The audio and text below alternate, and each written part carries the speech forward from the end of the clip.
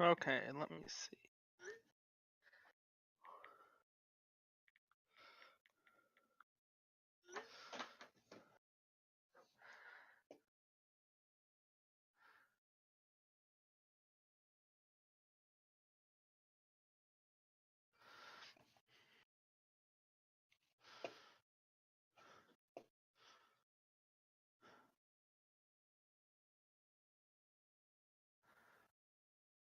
Yeah, definitely going to be interesting.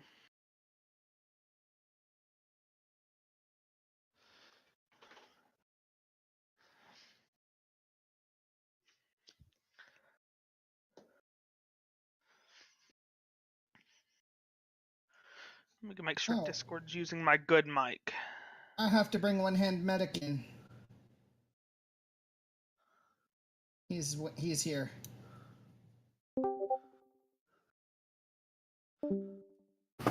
Okay, do I sound better? Oh. Yep.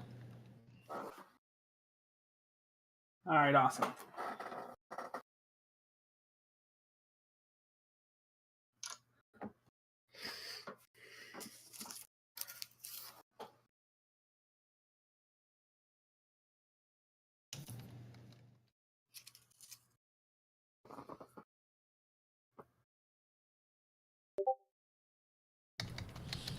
All right, hello everybody. How is everybody doing? My name is Accessible Gamer, and I'm here with a lot of really amazing people. We're still getting the layout squared away. I apologize for me having to throw this together in a span of like 5 minutes, but it's all right because we're gonna make this work. And then we're going to talk about the future of accessibility. And if I can just...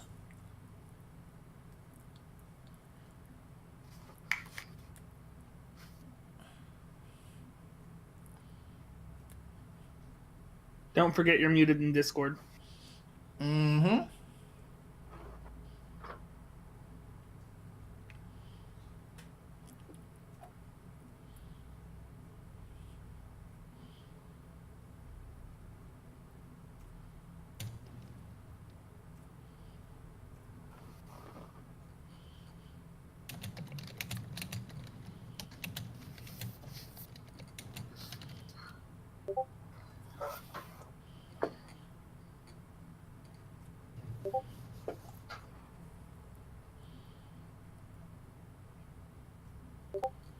Oh, that's weird.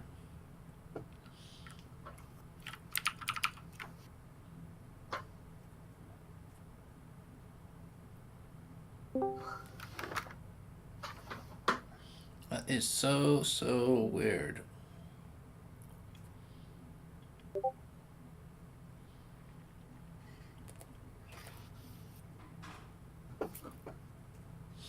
Hey, Evil Mod Pixie, stopping by, man. Glad you So let's get... Rocky. Oh, good. We've One of my got... friends from another community. Excellent. We've got Discord pumping through. How are... Okay, so...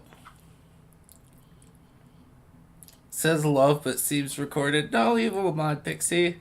I'm not. We're going to be... I'm just, like, trying to... frantically put this all together.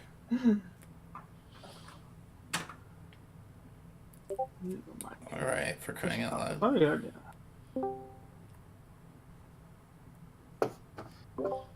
Alright, so I'm joined here with Blind PC Guy and Glitched Vision. And I think we should probably start by you guys telling us a little bit about yourselves. And we're going to start with Blind PC Guy. How long have you been gaming? Gaming years. I started gaming, Nintendo GameCube, 2003, 4. I was 6 years old. It's the, around the time frame, but got a GameCube, started playing games there. Then I went back to an N64, but for quite a while. Right on. Real quick, we have an interesting one-hand medic is trying to join us, and it keeps kicking him every time I drag him down to us.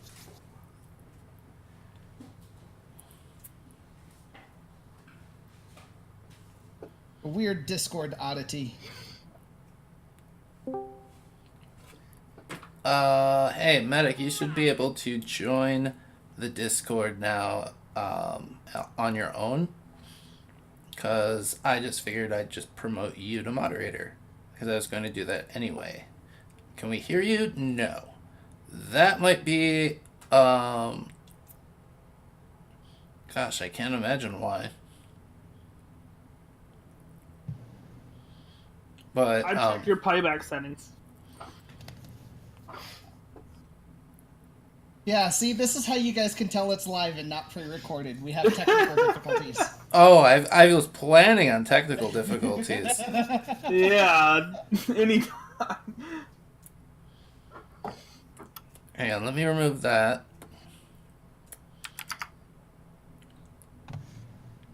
And let me add...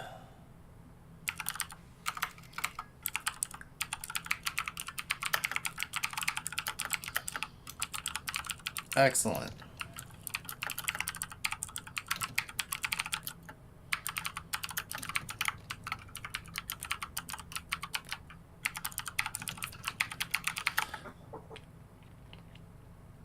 Do.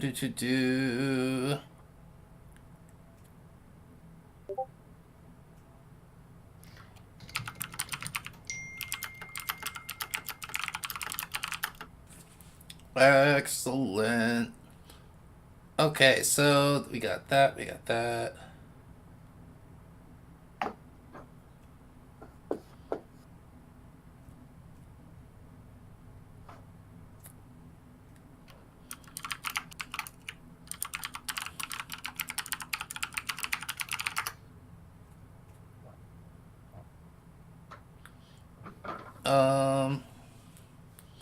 So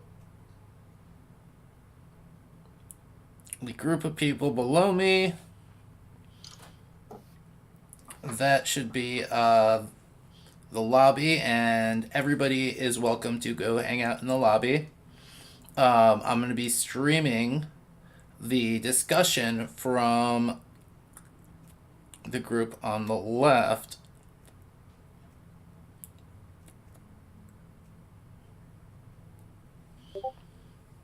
And oh my god.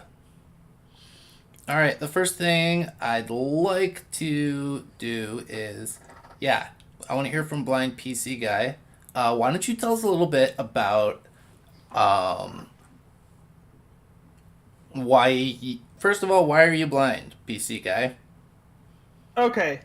Optic nerve hypoplasia is what it's called. So basically it means my optic nerve didn't fully develop at birth. Mm-hmm. So, so I can only see things...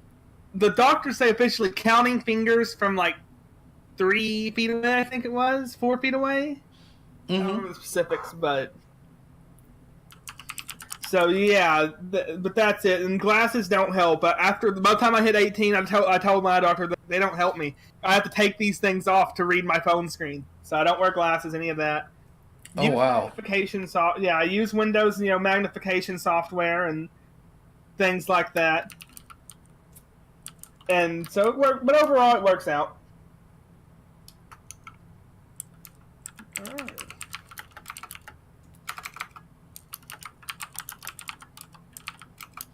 Hang on a second, I gotta create a new page. You should take notes some. Windows is being a butt. Okay.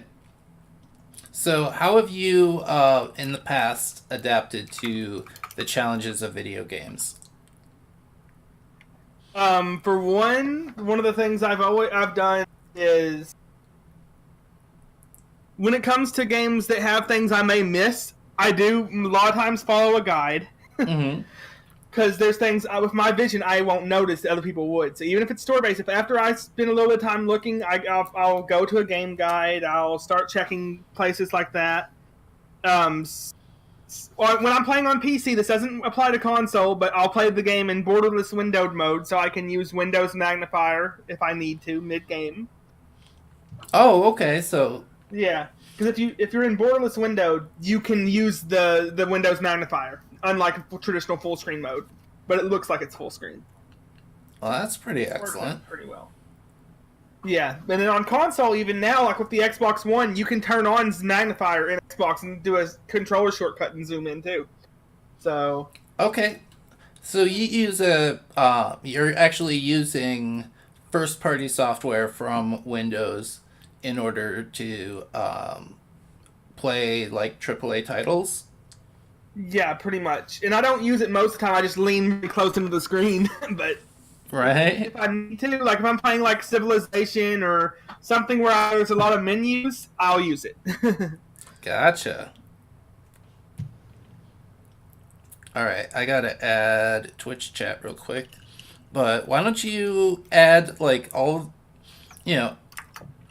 the ways that you've adapted and whether it's like, yeah, with the ways you adapt. Because people are going to want to know this. People who develop video games are going to want to know this information because when they develop for accessibility, they need to kind of know how actual blind people play games, whether they use magnifying software or third-party screen readers, things like that. So I think, yeah, Windows magnifier and with borderless full screen. So if you could bold borderless full screen, I think that's kind of important because that is a feature that... Borderless windowed, I gotta fix that. Okay, borderless windowed. But still, it's, borderless windowed is something that is starting to become so prevalent in games that you kind of... you expect it, so... Yeah, some games don't have that, and when it doesn't, it throws things off. But right. Oh, and another thing I just thought of that I do use too is when games have moddable mods like scale or something like scalable interfaces. Like I know in Skyrim you can get mods to make or other games to make the interface bigger or smaller, so you can use game mods to scale the interface. Most games don't include things like that, but being able to, like, say, make the mini-map especially, make that go from the normal size to maybe 3 times the size. There's some games let you do, install a mod to do that kind of thing.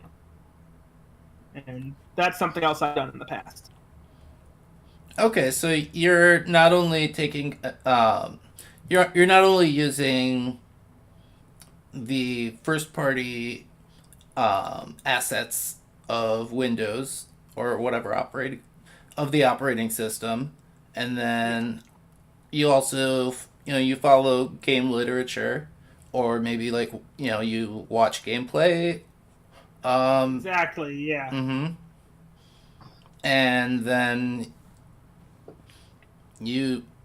so you say that you mod the game or you use game mods in order to scale the difference. This is something that I think is kind of important, and I kind of want to expand on that because game mods, would you say that you use them to make the game easier or to give yourself a challenge that's more on your own terms? Okay, so when it comes to mods, I don't really make the game easier. I just use the in-game difficulty settings for that. But what I do is, like, especially exploits like in Skyrim, I have mods like to where the book, like, any books I haven't read glow, or like for exploration purposes and such to make things easier to find. I do things like that. But in terms of the actual gameplay, I play it the way the developer designed it. But I do quality of life things to make my the visual experience easier. And maybe make the interface easier, text bigger, things like that.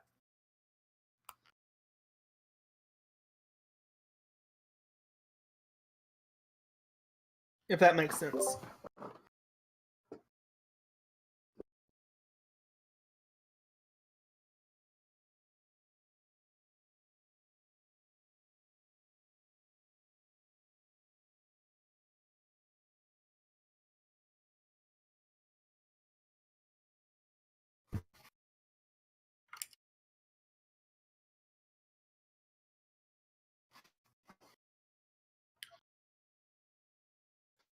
That would encourage. That would make me like that would be something that would be good. I'd be excited that they're finding ways, and I'd try to find ways to incorporate that into my own game. Like just having menus to be like, okay, I want the mini map this size, or let you rearrange and resize the interface. Is that can help out tremendously, and so that'd be something I would try to incorporate into my games, to where they wouldn't have to go and hunt for third-party solutions, and it'd be able to, you could adjust the elements based on what you need. That'd be something that's what I'd do if I was a game dev.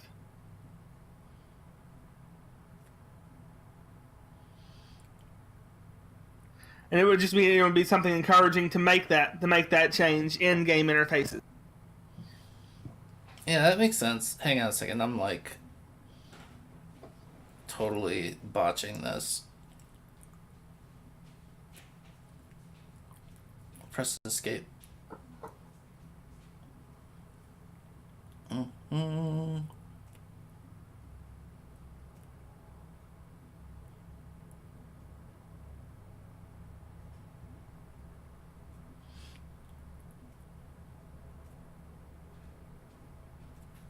There we go.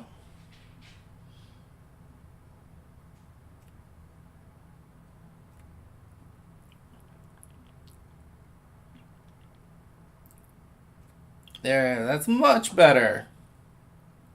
What, were you muted on your stream? Oh, well, no. I was trying to get the window to show properly. Now,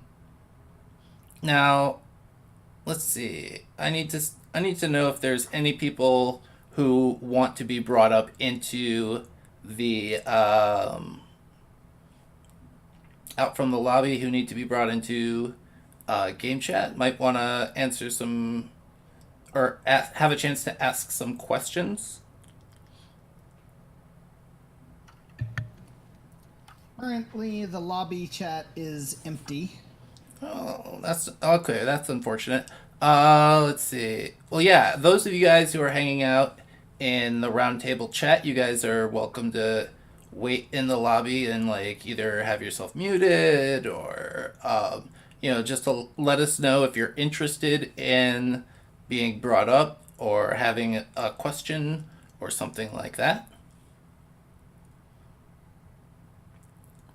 And I think I'm actually able to stream pretty much everything that's,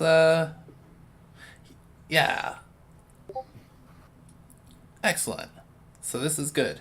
Okay, so I just have to turn off my shimmer.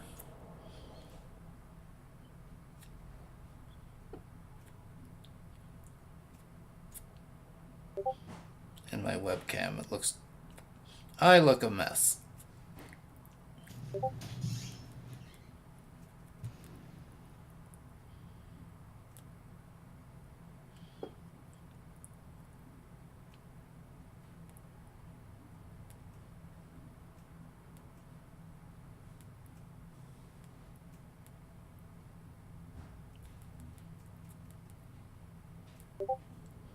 Excellent.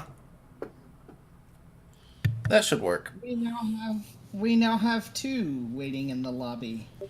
All right. Well, why don't we bring in Tron, and then let's bring in both of them, and we'll take Blue Tiger Animation's question first.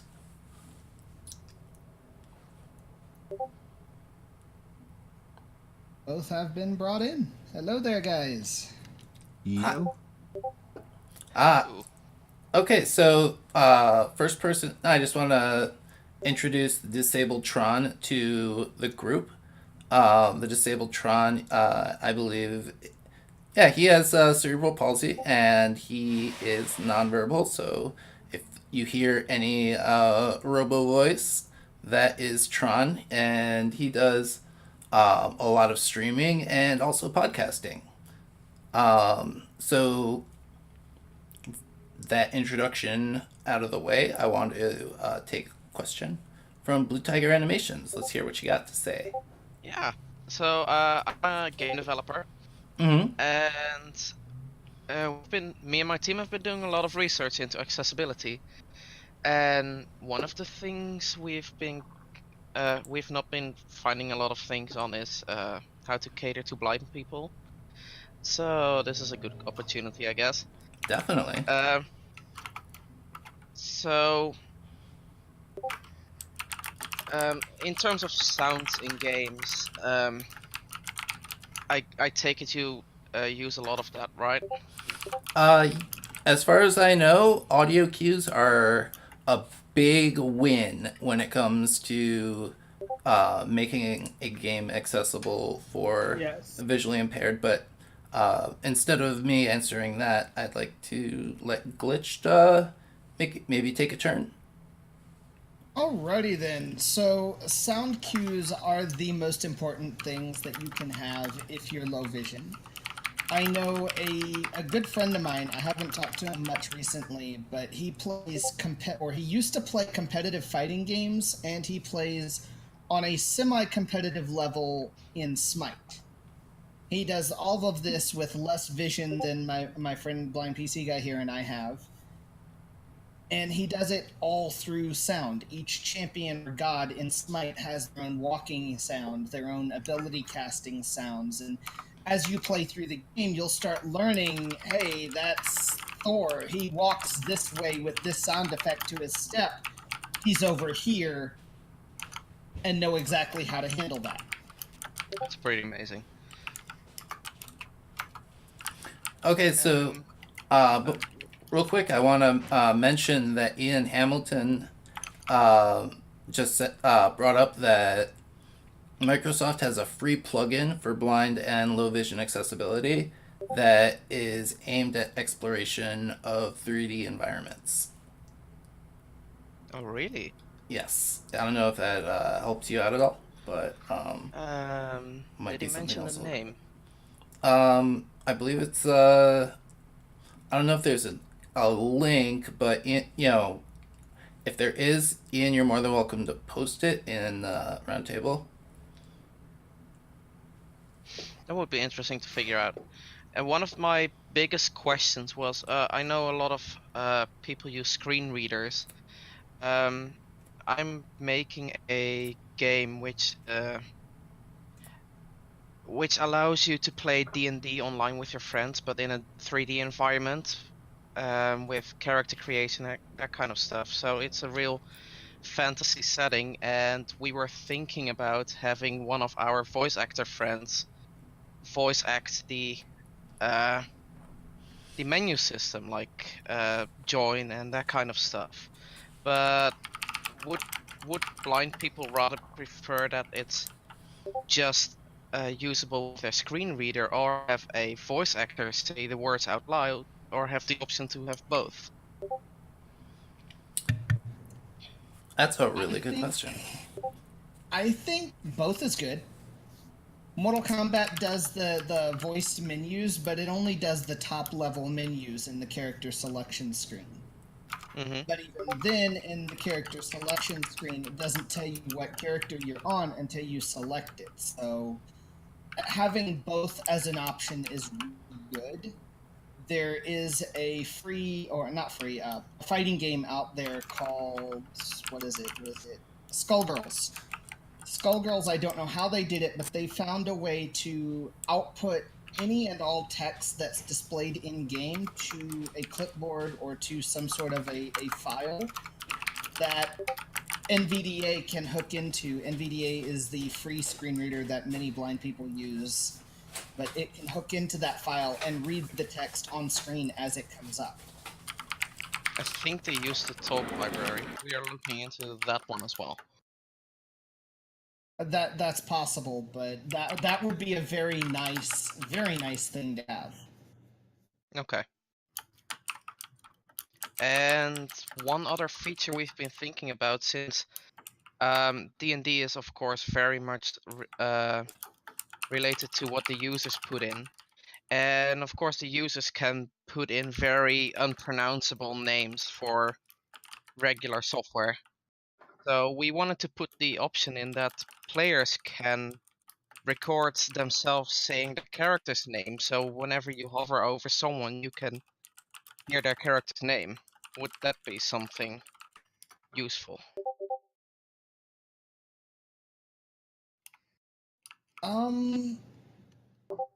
Yeah.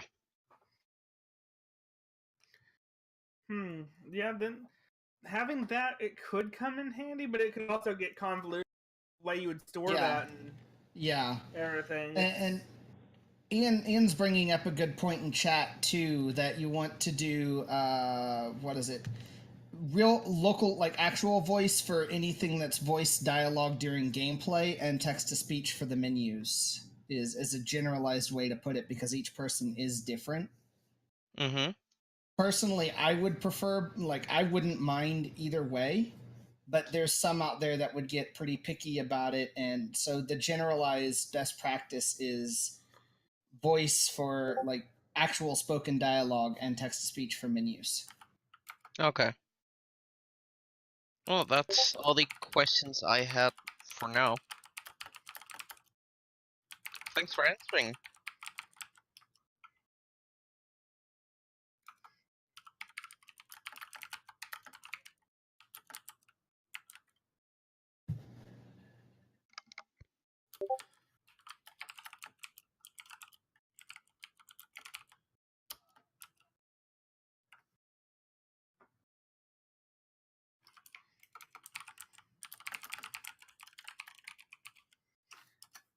He's a guy. Even Mod Pixie's a guy. Sure. I can do the drag as I'm doing the introduction. So I am Glitched Vision 0101. I stream live every Monday, Wednesday, and Friday on Twitch.tv, and I play various games. I'm doing long form Mondays every Monday, where I play various long form single player RPGs, traditionally focusing on the JRPGs. On Wednesdays, I do a squad-based game. Here lately, it's been Dauntless, and Fridays is Friday Night Starlights, where we fly the skies of Elite Dangerous. And unfortunately, that Discord bug keeps popping up again, where I drag them down and they immediately get kicked.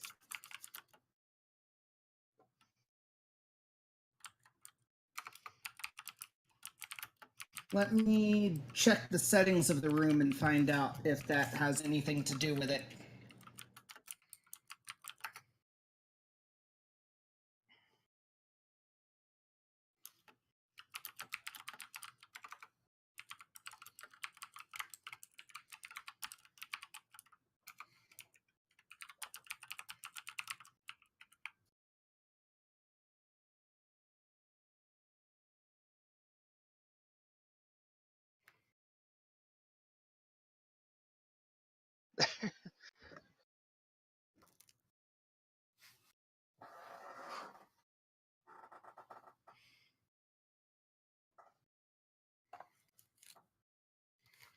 Greetings, and I thank you for putting me on here. Now, I do have a couple questions because, and I hope you can hear me. If not, let me know.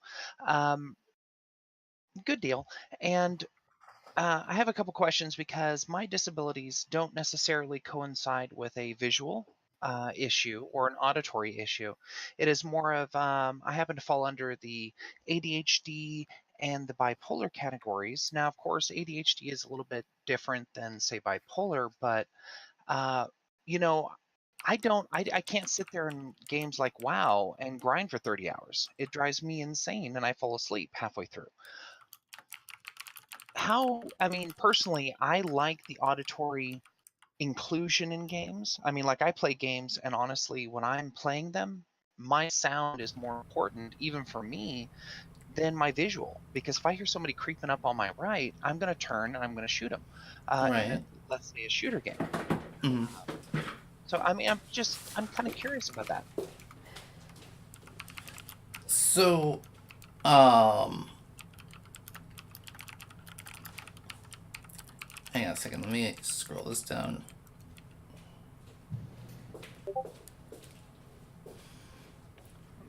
So, let me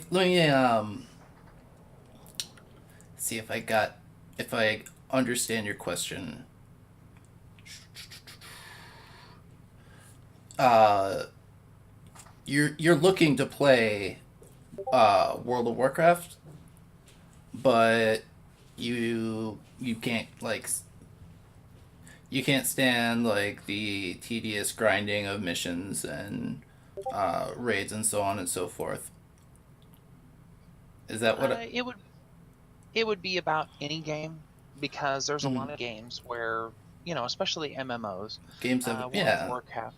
they Yeah, gotta grind yeah, in and it's some way. just, somebody like me, I don't have, unless it is something that I'm trying to learn or whatever, I can't necessarily grind it because it drives me to the point of sleep, and I actually fall asleep at my computer. That's not Hmm. a very helpful situation. No, no, definitely not. So what would be like an ideal situation for you?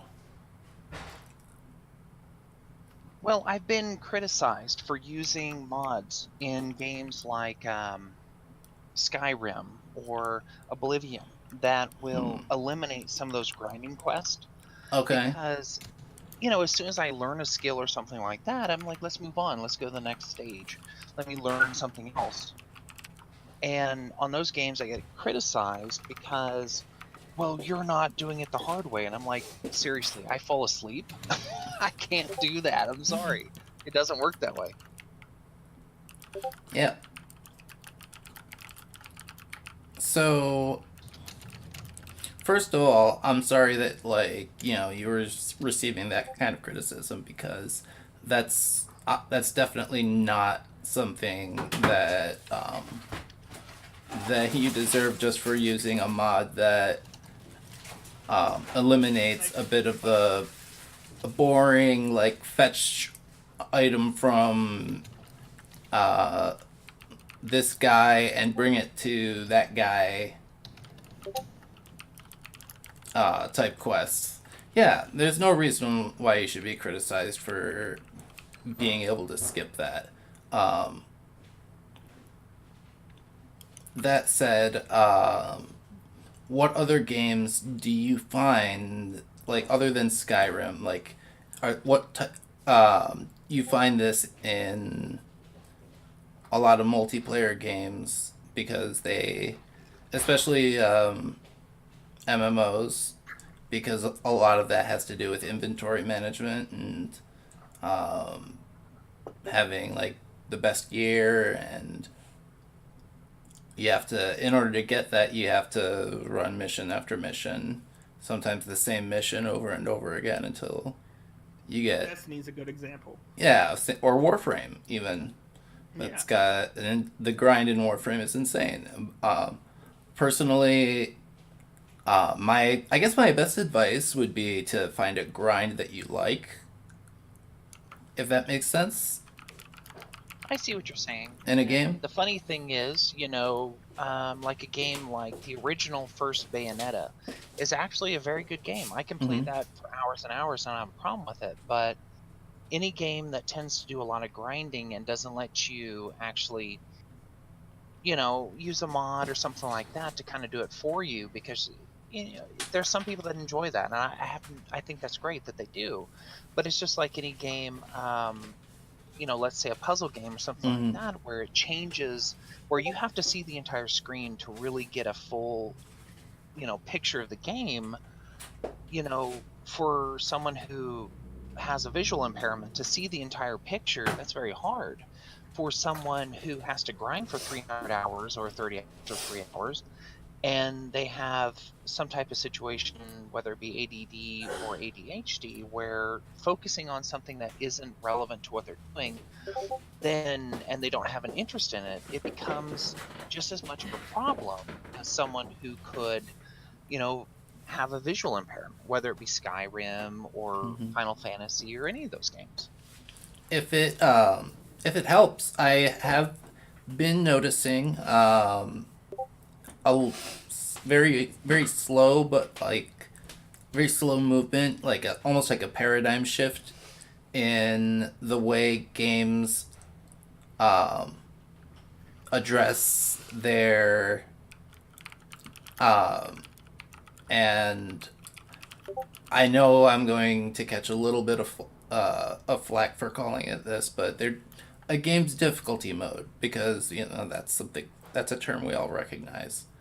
And I was just playing recently the game Vampire, and you have the option to make the game extremely forgiving if you want to um,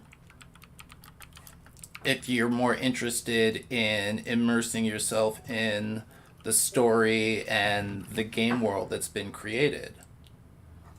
And, it makes it more or less clear that um, that game mode isn't exactly what the developers intended, but at the same time, uh, that game mode exists. And I think that's also been present in the recent Assassin's Creed Odyssey as well. Yeah, I've noticed it in a number of games. I was playing. What was it? For one, yeah, I remember. If I remember correctly, Octopath Traveler on Switch had a lower difficulty for to focus on the story. A number of different games are doing that, to where, or even some even of the classics. Like if you play any of the re-releases of the older Final Fantasies, you Mm-hmm. can literally turn off random encounters, make your character max level, have all the items, always do 999 damage, like everything, just to enjoy the game and play the story and make progress. Like they're releasing those older games with those abilities for people like that. So That actually does sound like like kind of fun. yeah, like I know like Final Fantasy VII, I have it on PC, Switch, PS, all the consoles, but all those versions Mm-hmm. they re-released have those abilities, and a lot of game devs are starting to do like that, just like you said. I mean, So, I'm sorry, go ahead, Glitch. I was just going to say, on the same note of the grind, I'm currently battling that in Elite Dangerous right now. I'm working on doing some modifications in the game called engineering. Mm-hmm. And to do that, I have to go gather materials that are not sold. You have to farm them out of the environment, whether you drop in at high grade signal sources or land on very specific planets and run laps around a dog track in order to pick up a bunch of random stuff. Oh, goodness. The biggest key, though, is if a company is going to have a grind in their games, they have to vary that grind.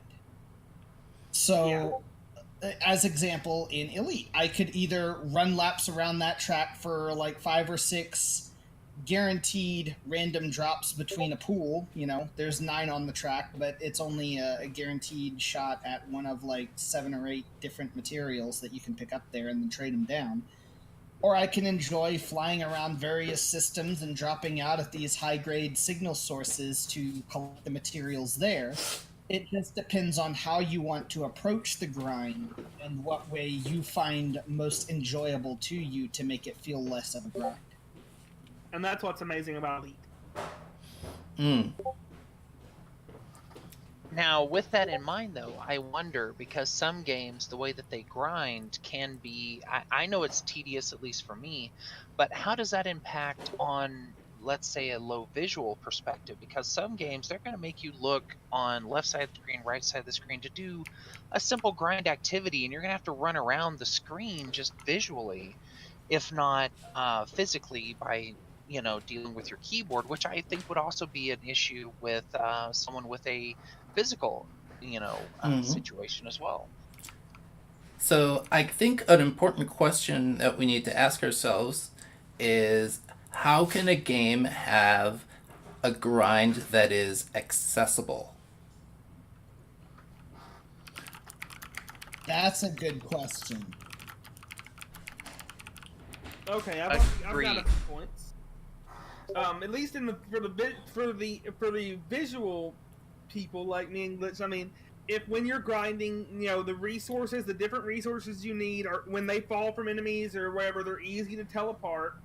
Maybe have different audio effects when they fall, or different things like that, and different ways to differentiate even from a distance what resource or what is what. Having that that variation, so it's not just like, oh, a bunch of random stuff and then it's menus popping up telling you what you got.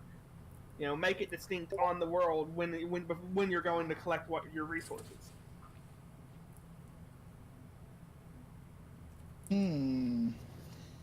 Okay, So- so different visual cues for loot. Yes, different visual cues for loot. Or I'm sorry, auditory. Do you mean visual cues or auditory cues for loot? Both. Like for example, Diablo 3 as an example here. It's a very loot grindy game, and you're mostly aiming for those legendary drops. Right. There is a distinctive sound cue that plays when one of those legendary drops that you might be looking for happen.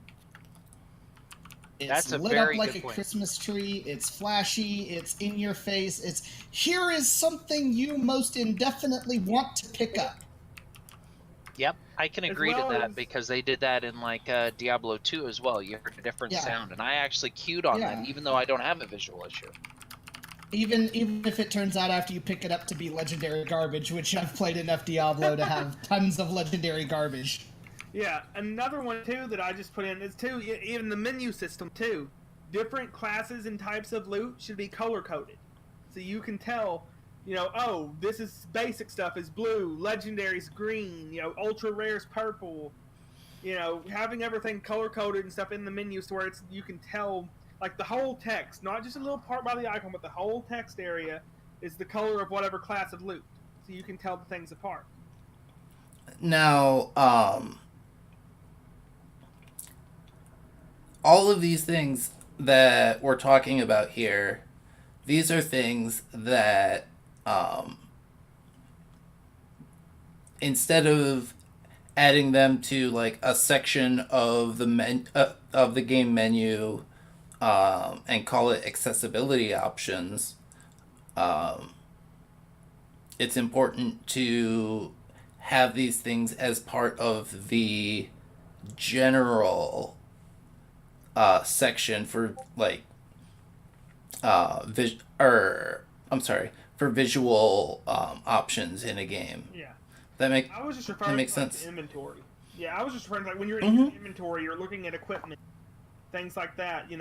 That's what I was referring to. And you can have an option that like has Filters. you can just like check a box and And only show certain classes of items. right, or it'll be Filters and such. or it'll have like exaggerated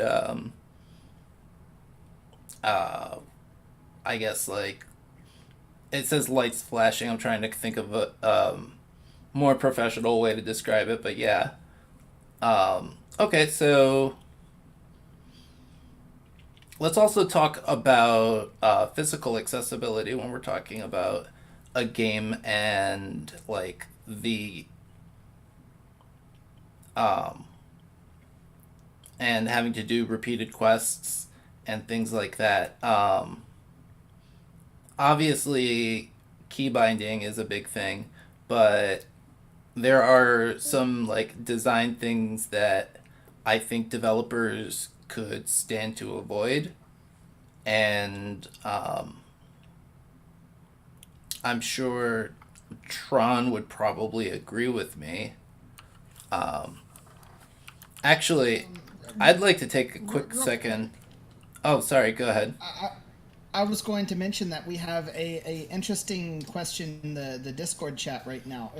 what are the advantages and disadvantages of having these options set in a given accessibility menu as far as, or as compared to having them mixed in with other options that are of their ilk, like more like the sound cues thing mixed under audio options or stuff like that? Well, one of the things I've noticed is that um, a lot of gamers who have disabilities or chronic illnesses rarely identify themselves as a gamer or online performer with a disability. And I see it all the time where people use these accessibility features and having them mixed in with all of the other options that normalizes these features. For example, different difficulty settings that's been around since the 50s. And nowadays people don't even think twice for keyboard mouse remapping, and are starting to get annoyed when a game doesn't have full controller remapping. So I think it's really important to have them as part of everything, as part of all of the other options. I agree. I agree completely on that, especially when you mention the controller remapping. I think that is that should be baked into every game, because there are games that are completely unplayable to me, whether it be that I'm ADHD or a normal gamer in that situation, whatever the situation may be. I can't deal with the controller mapping sometimes, and it's too much for me. It makes the game unplayable. And I mean, it applies to everything. I mean, like, for example, we call these accessibility settings, but quite honestly, I use a bulk of them as well, even though I may not have a certain disability, but just the way I am as a person, I am more audio tuned. I mean, like walking in a game, I understand the landscape and the position of everything in the game by audio more than I do visual. So that's just a preference. And I agree with putting them in, a normalized setting and having them accessible to everyone. There's nothing wrong with that. And making it customizable for how you play as an individual. Mm-hmm. Yeah, I mean, that definitely makes a great deal of sense. The other argument from the other side, though, is having these options separated off into the accessibility menu, as an example, lets people know where they can find exactly where they can find the things that they need, because they may not investigate the Yup, settings that closely. sometimes I have to go into voice attack or auto hotkey and remap keys. Yeah, okay, so Tron is talking about having to remap keys, like using third-party software. And that is probably something that developers should take into account, that people use auto hotkey scripts or third-party software to change what a controller does. I use a program called XPadder so that when I use my joystick and push it forward, it presses Shift W, because that's typically running in a game, and I like to be running. Yeah, not all games have it where you can set an auto run. True. Let's see. Yeah. I do want to say something, because there's a lot of games that use detectors for that kind of software. And funny thing is, I bought a Logitech WoW mouse. It's one of those MMO mice. And you know what? You can hardware program the mouse to do what you want it to do. And there's a lot of things that can do that. But these tools are detecting software mods that might just be used for whether it be accessibility or for the convenience of the same features that we get in a hardware programmable mouse. But yet they're banning players. I've seen it on games I play. They ban them for using these features, and that really bothers me. So that's probably something that is going to be a hot issue in the future. Might want to like set that as like a brand new topic. Um, the use of assistive technology in Yes. Being a bannable offense in games. And I'd like to give developers the benefit of the doubt, because a lot of cases where people get account banned for using assistive technology typically is the result of an automated tool that detects a third party item, or a third party program sending keystrokes to the operating system or something to that effect, or a like a macro of some kind. I'm not really, I'm not exactly sure how it works on the technical side, but when I've the majority of instances when I've seen this happen, it's usually the result of something automated, and I think, especially MMOs, and this is probably going to get into the next hot issue. But MMOs definitely need to, or any like multiplayer game needs to understand that gamers with disabilities have to use programs like these sometimes. I don't know how to address the opposite side of the issue, like whether able-bodied people can use them to gain an advantage, but because that, philosophically speaking, that's that's why other gamers who play, how do I even explain it? It's I see what you're saying. Yeah. I would come back on the perspective of, okay, let's say I'm playing Forza. I mean, let's just throw an example out there. I'm somebody who doesn't have one of those racing controllers. That's just not what I do.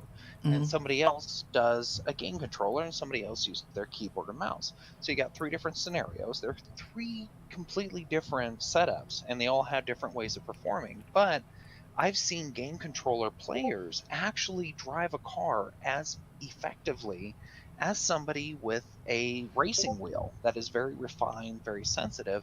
Now, of course, somebody like me using a keyboard, it may be more difficult. Maybe I'm tapping the key a certain way, but I Mhm. can also drive the car equivalent to them.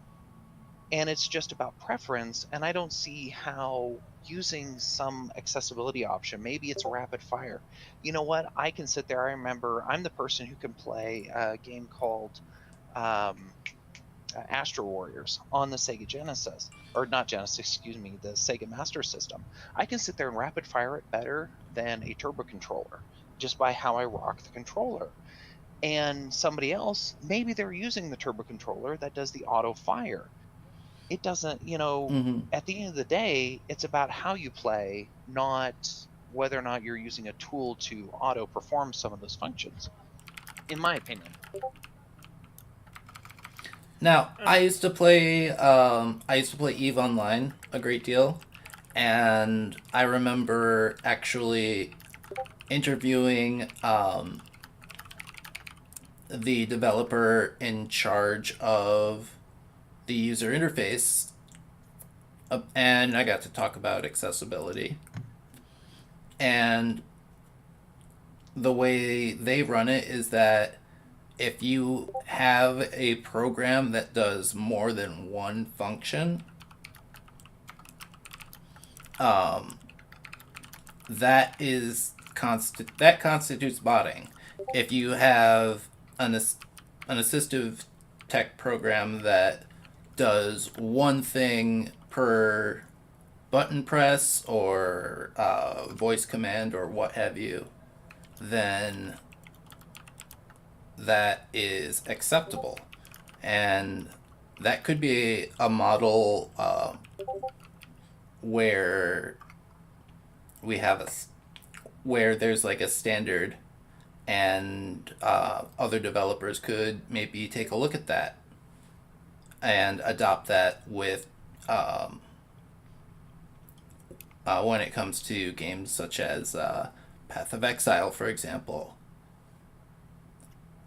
I recall a member of our community that was account banned for using assistive tech and got no response from their customer service.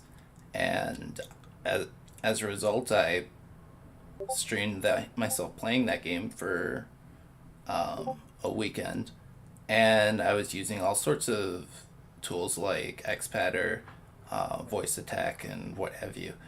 So, but none of them really did more than one thing. Now, just to kind of throw it out there. But that could be like a bare minimum, I guess, if it. No problem. And I don't know if I call it. Pardon me, but I ran into those quite a few times, and frankly, it kinda ruffled my feathers a bit, because some free games so's block auto hotkey. Yep. I agree. I've Yeah. seen that myself. Mm-hmm. So, we know why a developer would ban auto hotkey, but in what instances should a developer allow it?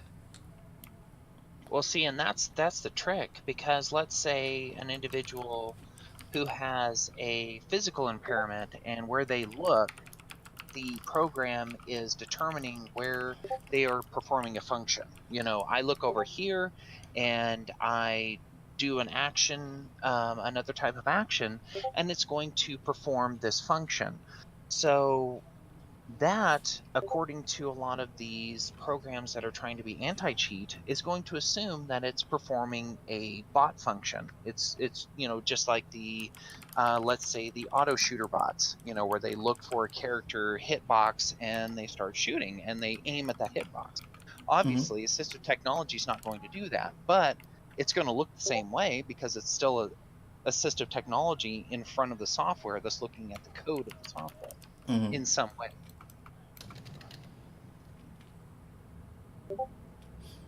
Let's see. We got a question from chat whether we're talking about online or offline gameplay. Naturally, offline gameplay, banning auto hotkey for single player games that's a little draconian. And it's not as much the issue as what we're referring to, where it's happening for multiplayer online games like Path of Exile, for example. Yeah, but Path of Exile could be played in a manner that doesn't really, where you don't actually have to interact with other people. True. It's still an online-centric, online-focused game. We could go more extreme, like a game like All Points Bulletin, APB. They're extremely, I guess the better word would be draconian in their software that detects anti-cheat. Because, heaven forbid, I use a software that remaps a couple controls, I'm going to get banned. Yep. Just because it's not, on my mouse. Yep, that is definitely true.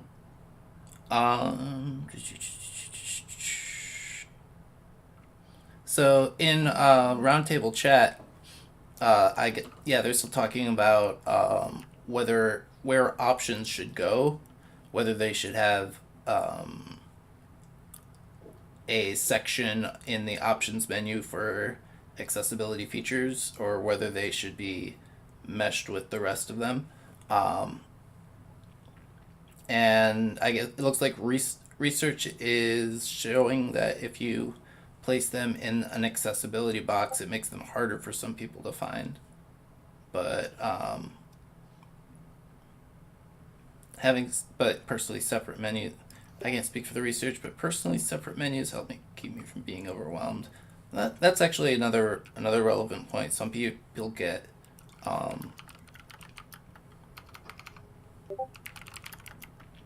I could see that point, and I wonder if it is a situation overwhelmed by where, it. Yeah.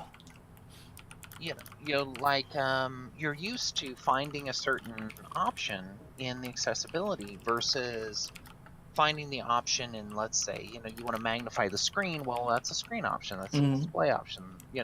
Is it more of a training that you have received by repeatedly having to go to that menu, or is this a situation where you would prefer to be in that menu because you found it in the other menu before?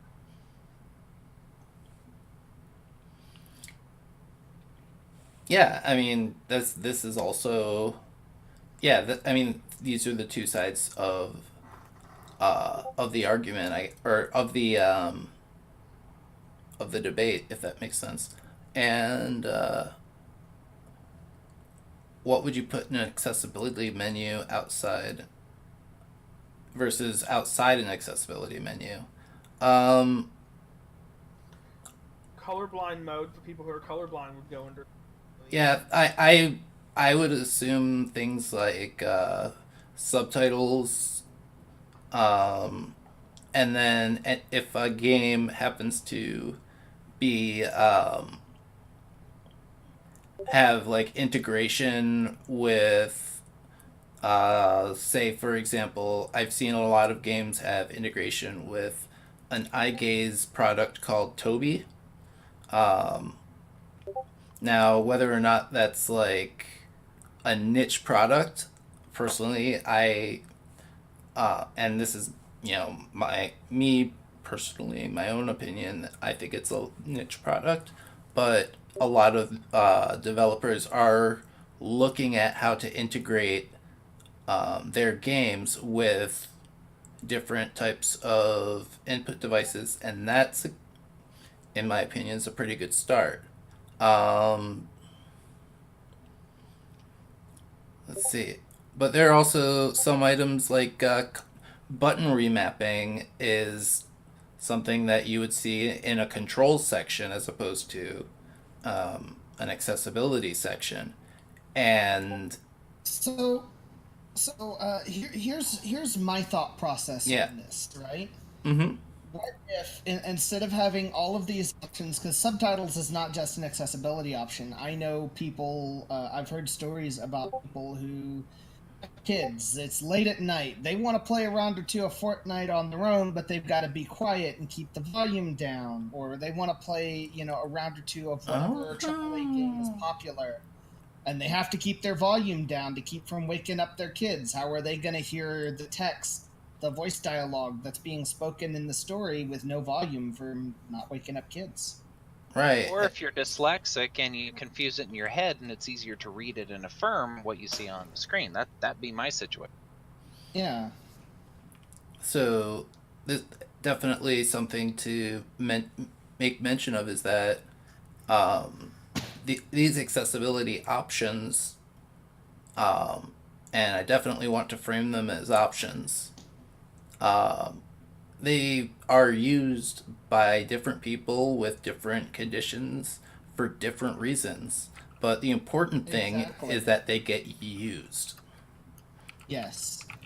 So, as I was stating, why not, instead of having them branched off into a separate menu, maybe have a menu that is, or a set of options or whatever that links back with their original sources, that is accessibility shortcuts. to help you find those features, but not necessarily separating them out from the broader selection of the menu bars, the menu scheme.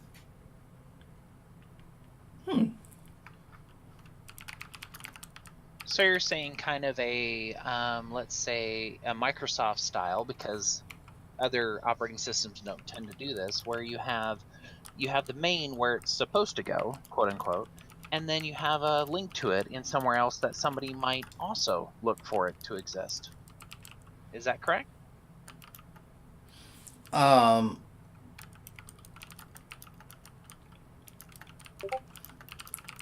If I understand you, are you talking about like redundancy?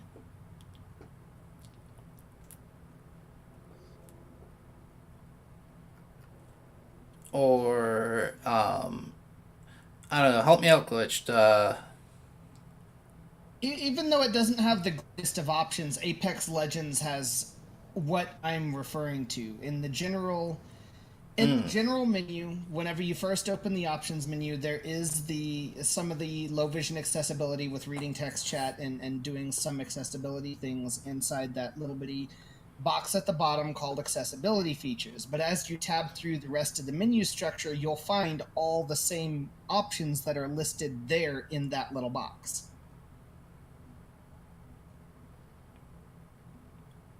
Makes sense.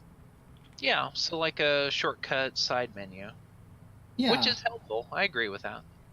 Like maybe, whenever you boot up a game and open the options menu for the first time, you'll find a general options at the, where you start from. And that has a mixture of all of the options that most people would generally want to tweak whenever they first boot up a game and open the options menu. Then if they dig, they'll find all the other stuff that they might want to. And I feel that anything that could be accessibility related should be in a subset of that general options menu. So kind of like nested? Yes. Okay. Makes sense. Nested and linked. I like that. Real quick to answer your question, Tiny Tech Scenes. Yes, this Google Doc will be available after the roundtable.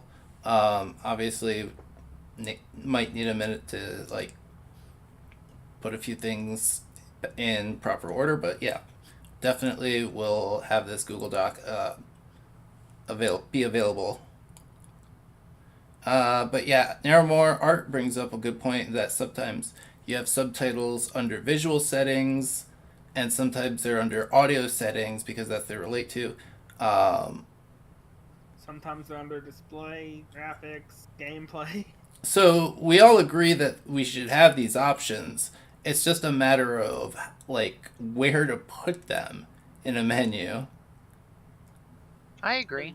It's really something that's up to each developer to decide. Yeah, and I think that's why I think there should be industry standards. Yeah. That should be, otherwise, if you let every studio go their own way and people are not going to have a chance to normalize it. I like that. Having an industry standard would be a phenomenal idea to, at least, if nothing else, standardize the entirety of the menu so that it is, like you say, everybody knows where to look. The settings menus, not the actual game interfaces, but the settings. Yeah. True. I agree with you. Dark Cola asked a really good question, and about talking about third-party accessories more and the role of their integration in titles. So, Dark Cola, are you talking about multiplayer games or single-player games? Because the way third-party accessories get integrated, I guess, kind of varies whether you're talking about multiplayer games versus single-player games, or even console games versus PC games. Okay, so both. That makes sense. All right, so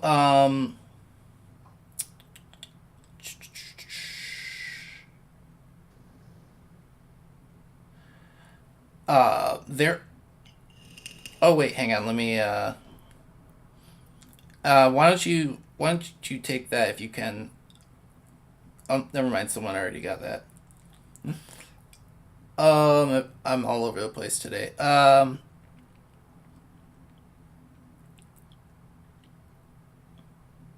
Gaming is therapy, and the social experience, like this included, is a massive boon. You're absolutely right. Um, Third-party accessories, though, it depends on the accessory, really.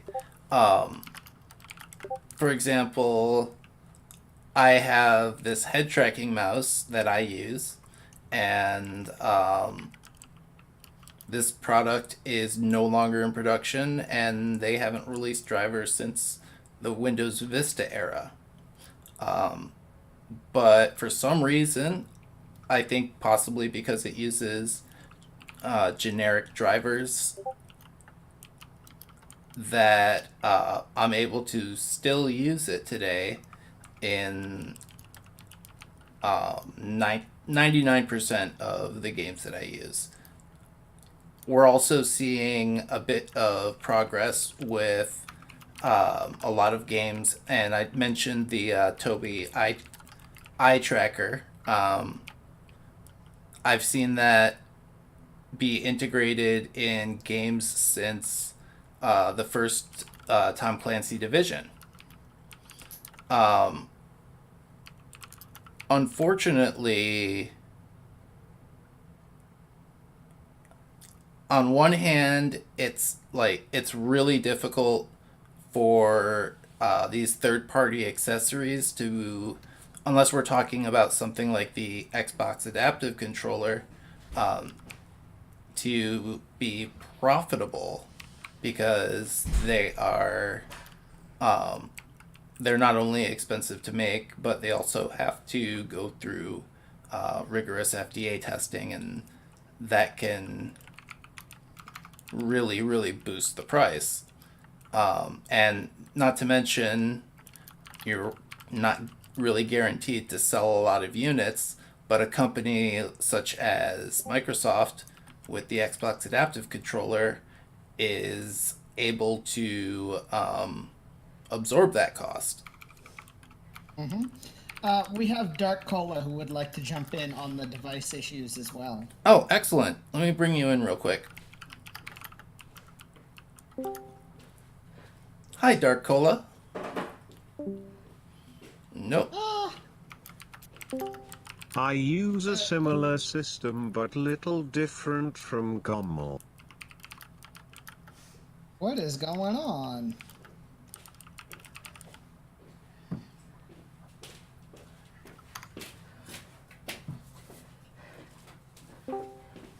Let's try. Nope. Try to drag him. Got it. There we go. Nope. Man, I don't know what's going on. Hashtag technical difficulties. Oh boy.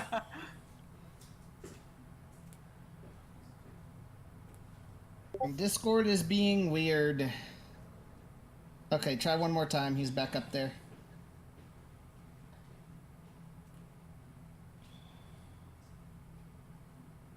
Give it one more try, Gommel.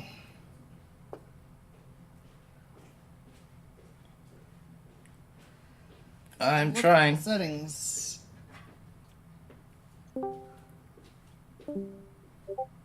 Nope.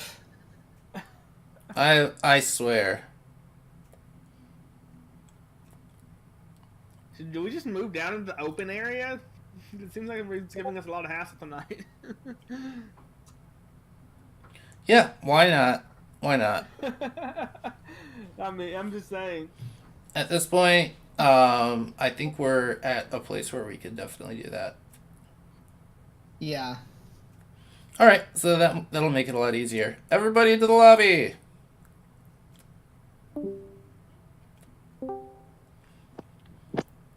All right, hello, Dark Cola. I figured this would be a lot easier if we just piled everybody into the lobby instead. All right, can you hear me? Yep, we can hear you just fine. Oh, I'm gonna get all shy. No, but seriously. So I missed the last part of the discussion while we were trying to set this up. So where did you leave off? We were talking about how some games are integrating third party devices like the Tobii eye tracking device, Right, which has right. been around since I believe Tom Clancy's Division 1 was when I got a chance to test it. All right. So in my experience, just to give a little background again, like I said, physician, many years, and I got into the disability space for a lot of personal reasons, and of course, because then I started to see the need, and to see everything that's gone out there and how it's been kind of. I hate to use the word ignored because it's getting so much more in the forefront nowadays. But I mean, just not that long ago, it was still not a consideration from game developers, even AAA companies and such. But nothing I'm telling you is new. So, but in jumping into this, I'm involved with a lot of software and hardware engineers, and we form groups and teams and company to work on these kinds of things and to create devices that are, and I say specifically, cost effective, that can hit general population and things like that. And we are in talks and working with multiple large developers, software and hardware, to create a standard as well from the hardware side of things. So I mean, hearing from everything that we are approaching from the software, this is why I said before when we were talking on Twitter, Mm-hmm. about what is a standard? How do you approach a standard? And what methodology do you want to use? And one of the missing elements for me as a physician, again, who's also a gamer, but uses Mm-hmm. gaming also as therapy, you know, and I'm not the only one, of course. But in talking about this, we see that there is this component, there is this environment that we can create, again from the hardware space. But the standard is not so much the hardware itself, because you are your own person. You have your positives and negatives. I have mine. My experience walking up to a screen and playing is going to be different. I mean, it's obvious to say it, but it's funny how those obvious points get missed in the dialogue. So, to some degree, emotionally and physically, your gaming experience has many different levels of importance to you. Is it, are you playing to be social? Are you playing to be part of a group? Are you playing because you want to be the best? Are you playing because you like the game? And so on and so forth. I mean, hell, I remember back in the day when I was playing, Doom. I mean, there's a lot of things that happened in my life and my family, and that was my therapy. That was my escapism. Right. It got me through. Mm-hmm. So I mean, we all have had moments we can say this was important to me, and we remember those, and we look back and say, geez, I remember, this happened. God, I hope it isn't like, okay, during like 9/11, hey, I was playing Donkey Kong. No, I mean, we don't want to have like that. But you see what I'm saying, that so certain things happened, and these are important to us. Gaming is there, and that's why we're here talking. So the approach to the condition, to the setting, if there can be a standardized approach from that end as well, which we have not talked about, but that's one of the things that we were looking at, is like, how do you approach the client, the patient, the gamer, and say, what do you need? How do you need it? And how can that be standardized for you? So the hardware itself cannot be, to a point, to a degree. There are certain things that, like the ZAC is a standard now, Right. which is going to become paving the way for a standard. However, it has its limitations, and as you probably know, if you've seen the statistics, the ZAC isn't selling. It's not a profitable thing at all, but it is an important step. So Mm. bless Microsoft for what they've done. It's Oh yes. wonderful. It's really gotten things out there. However, your price point to make the ZAC work is high, and that's one of the things that we are looking at specifically to reduce in several avenues: additions, bringing the cost down, plug and play solutions that integrate the ZAC in. That's the only hint I'll give you Mm. on that one. Okay, but that's coming. There is an actual decent solution there that's coming for that. That's Um, that's very excellent to hear. so Sorry, go ahead. go ahead. No, you're saying. I was just going to say, when you get done, I have some disagreements on the cost side of it for the hardware side in the current relative term. Go ahead. If I'm I, here. yeah, go ahead. Yeah, and then I need to get Tron had something he wanted to say. So No problem. okay. And just to throw that out there, it's very quick. With the advent of a lot of these 3D printers, companies are capable right now in both China, America, and many other countries to actually print custom technologies. It is not unfeasible for them in a cost sense or cost prohibitive anymore to print custom devices, not like it used to be. So they can print them out for much less than what they're selling them for right now. What's your frame of reference in terms of cost? What's too much for you that you're saying that? Because I know what you're talking about, and I could definitely like take issue with those. But what kind of price point we're talking about here? We're talking, I would say, mid to low end, because I've dealt with a few manufacturers, and I also used to work with a hospital as a head IT. So there are, Good. I mean, good because yeah, I got stories, but yeah, I can totally understand where you're coming from. Yes, yes. yeah. Now, There are granted, they're there are not going to some be at issues the with that basement. though. No, Yeah, no, no. I mean, but there are some issues with that though. So number one, if you're talking hospital, then it has to be, if it's gaming equipment, it's not labeled as medical, then you can get away with the world. As long as you don't label the Zach, for example, as a medical device, you can do anything you want with it because it is under the purview of the medical team saying that, hey, this is okay to use because we're performing therapy. For example, as I'm talking to you, I'm staring at a virtual reality kiosk that we have developed that's a rolling cart that you can set up in minutes to go from patient room, inpatient or outpatient, to use as therapy. And the limiting steps is not so much the patient or the gamer, but it's the it's the provider, it's the physician or it's the OT or the behavioral health that's using it because of the education level.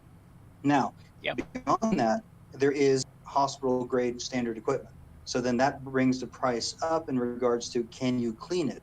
Are we going to spread MRSA and C. diff and all this stuff to these patients if they're using it? You Right. must prevent that because there's nothing worse than getting and again, this is from my experience as a physician. You don't want to give a quadriplegic gentleman or lady pneumonia. You don't want to No. exactly. So Speaking that's for the what makes this stuff. quadriplegics, I could definitely say no. That's definitely No, bad. but see, but so I mean, but these are the people that we work with. Now, yeah, Ian Hannell had a point there, but in terms of the Zach, again, the Zach is general, and then we have to get the specific. Your gaming style, your gaming choices, are we using for rehab or using it for pleasure, right? Are different, and then the cost point will change dramatically from person to person. So that's one thing to address. Bring those costs down. So in regards to the buttons, things that you know, we also working with companies here or manufacturers also local and also again abroad in China is one and it is very very possible and looking at I don't want to target out I'm tempted to say names of some companies that I know and I know exactly how much they're charging and I know the quality of their parts and it is a disservice to you all. As I'm not going to hang anyone out to dry here.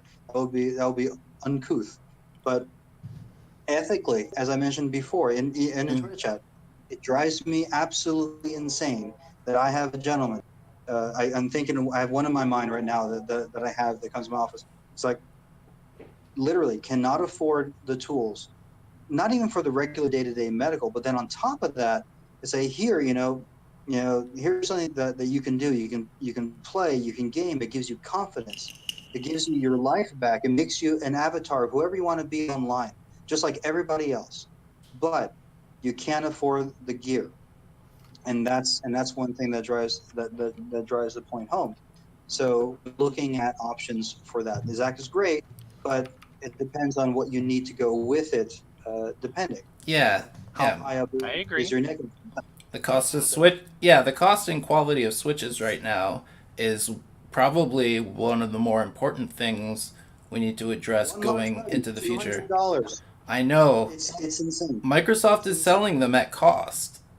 Real quick though, I want to. Yeah, I'm sorry. I'd Yeah. like to get to Tron here. Yep. Let's get to Tron because he's got a really good story, and I don't Sure. want us to miss it. So Tron, it might take a second. So tell us about you and why you got into online performing. Okay, so I had to retype this because my stupid PC restarted itself. I began streaming in early 2016 with very little resources. I was inspired by Gommel Knox because at the time, he was playing Eve 2. All I had was one screen at the time and no TTS system at all. So back in the day I was a EVE Online primary streamer doing incursions running, which is repetitive and multitask heavy. So what I had to do is have Twitch chat always on top beside the on-screen keyboard. After that moment I had help from other friends to get a new second screen and webcam. And on my stream now I have a TTS program called Stream Talker, which I love. I actually one of the guys that gave a ton of feedback to the developer, and in return he made me a separate program for the microphone. My ultimate goal for my stream is spread disability awareness and give people good vibes. Oh man. Sean, I can confirm that Stream Talker, the program that he uses, is a godsend. As a blind streamer myself, or low vision streamer, I use it to handle my Twitch chat so that I don't have to strain my eyes to read it or take my there's game. You brought up a great point. I wanted to talk about this before. I mean, I'm involved in a lot of different things, right? I have a small. I'm actually have a company working on making a game, and comic book to go with that game, which we'll announce in the far future. That's one thing.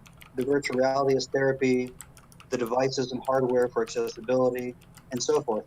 But one of the things I found interesting in the conversation I had with Sightless Combat a while back was how to make an independent, completely blind gamer without assistance or co-pilot competitive in first-person shooters.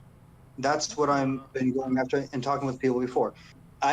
Immediately I say that and I'm like, I don't think it's impossible at all.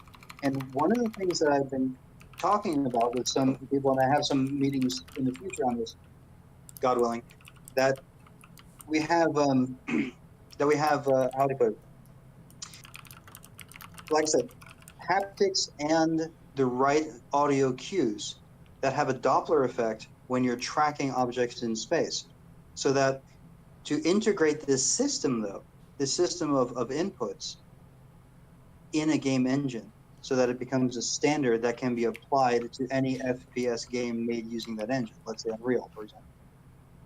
And I was looking at how to make this like an open source project like Linux and say, hey, everybody, contribute and build on this and kind of make this a thing. That sounds pretty cool. Open source accessibility, I love it.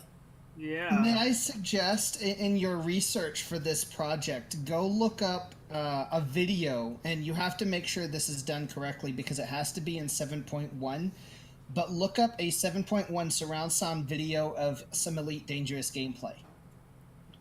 That does sound amazing. If it wasn't for sound cues in Elite, I would not be able to track my targets in that game because they do wonders with 3D space and sound. Yeah, especially I'm agree with you there. Dedicated audio system there. Oh. You know, your front channels, your back channels, center and sub, and everything. And I will concur. Elite, Overwatch, a lot of games like that. They, if you get that positioning right and you really do that multi-channel sound, you get it to where someone moves from your front left or back right. You make it where it literally goes from speaker to speaker fluidly. It can definitely help out. I'm talking at a higher level than that. I'm talking about actual sound cues. Like, so for example, in the game, I'm just going to use regular distances. You got someone that's 20 meters away in front of you. The sound cue for an enemy in front of you will have a precise Doppler kind of effect as you track it, so that you know when he's getting farther or closer to your crosshair, and also the sound will let you know how far away, so that you can have someone who cannot see is using sound to snipe from one mountain to another, let's say in good old Far Cry. So That's you're what I mean. talking.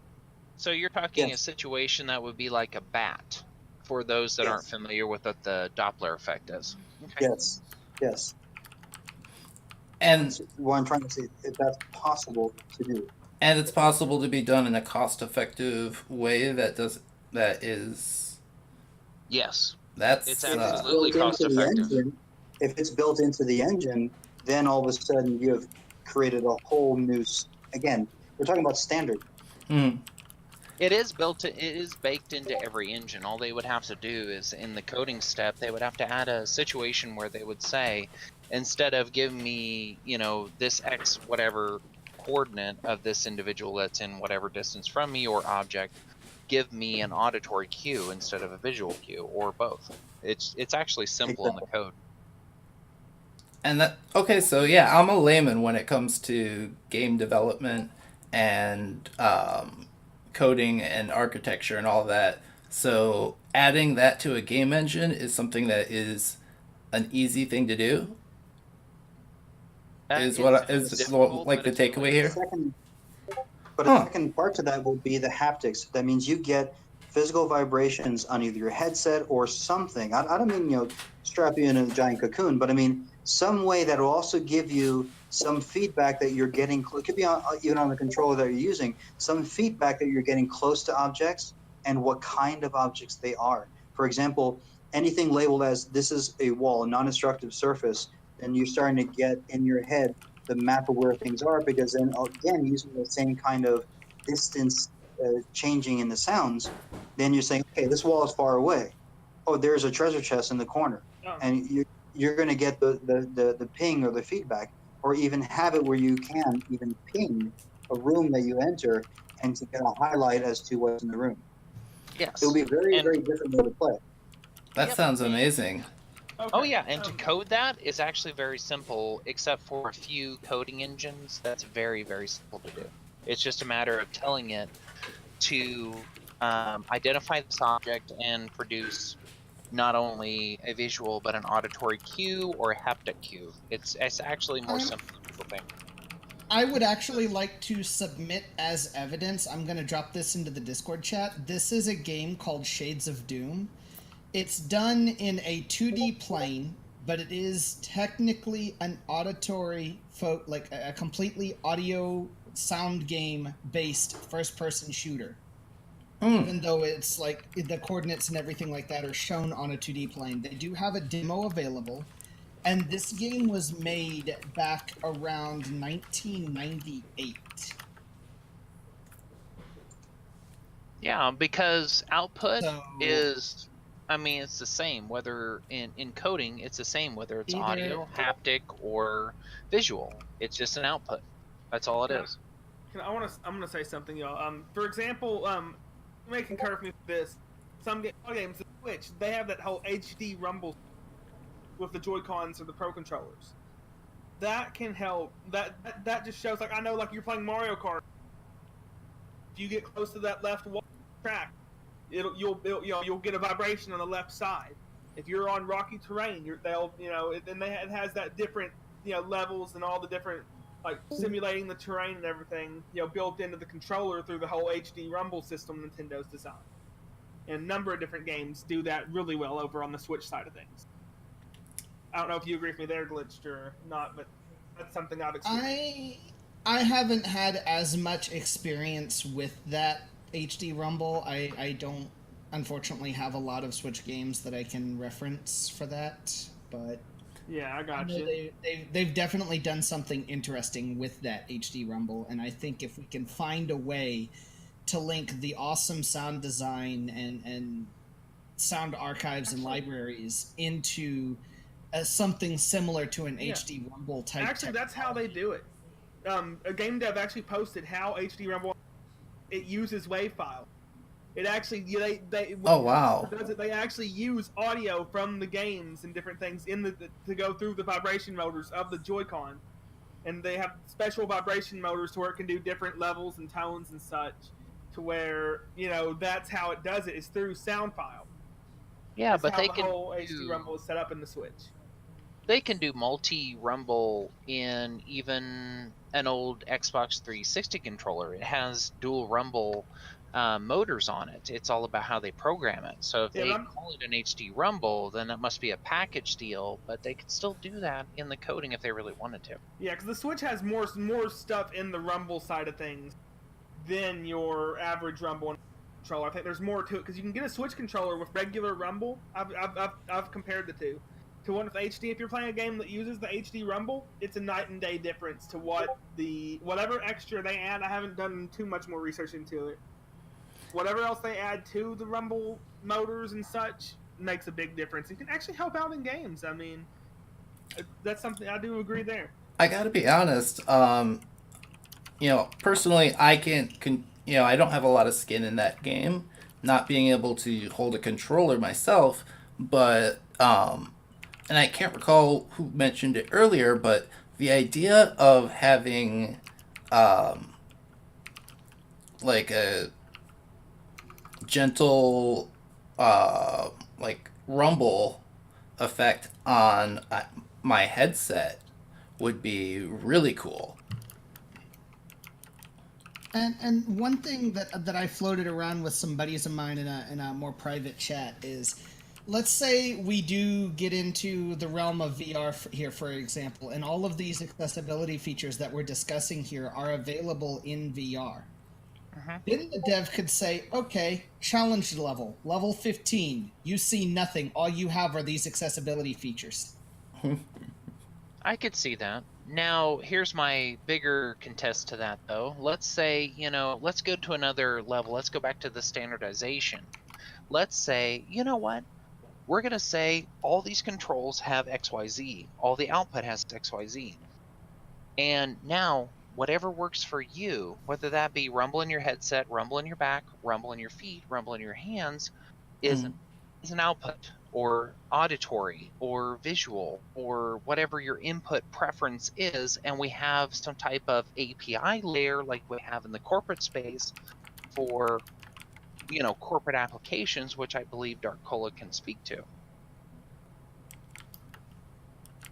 Because it's all API. And why not just have that standardization that we can say, whatever the output the game gives, we can tell it how we want to give it to us, and we can say however we want to give the game our input, and it works for us. And nobody sits there and throws a bunch of... That's exactly, yes, totally agree. And that's actually what I was talking about before. Is like the standardization from the hardware to the software should be at that where it talks to it. Not so much the device, but find a way. Like, for example, God, what is that? It's the work on that GCM from Brunswick, I think, where it's like the Zach, and what it does is it takes all the inputs and then converts it into something to be read with adapters, for each particular system, and that's great.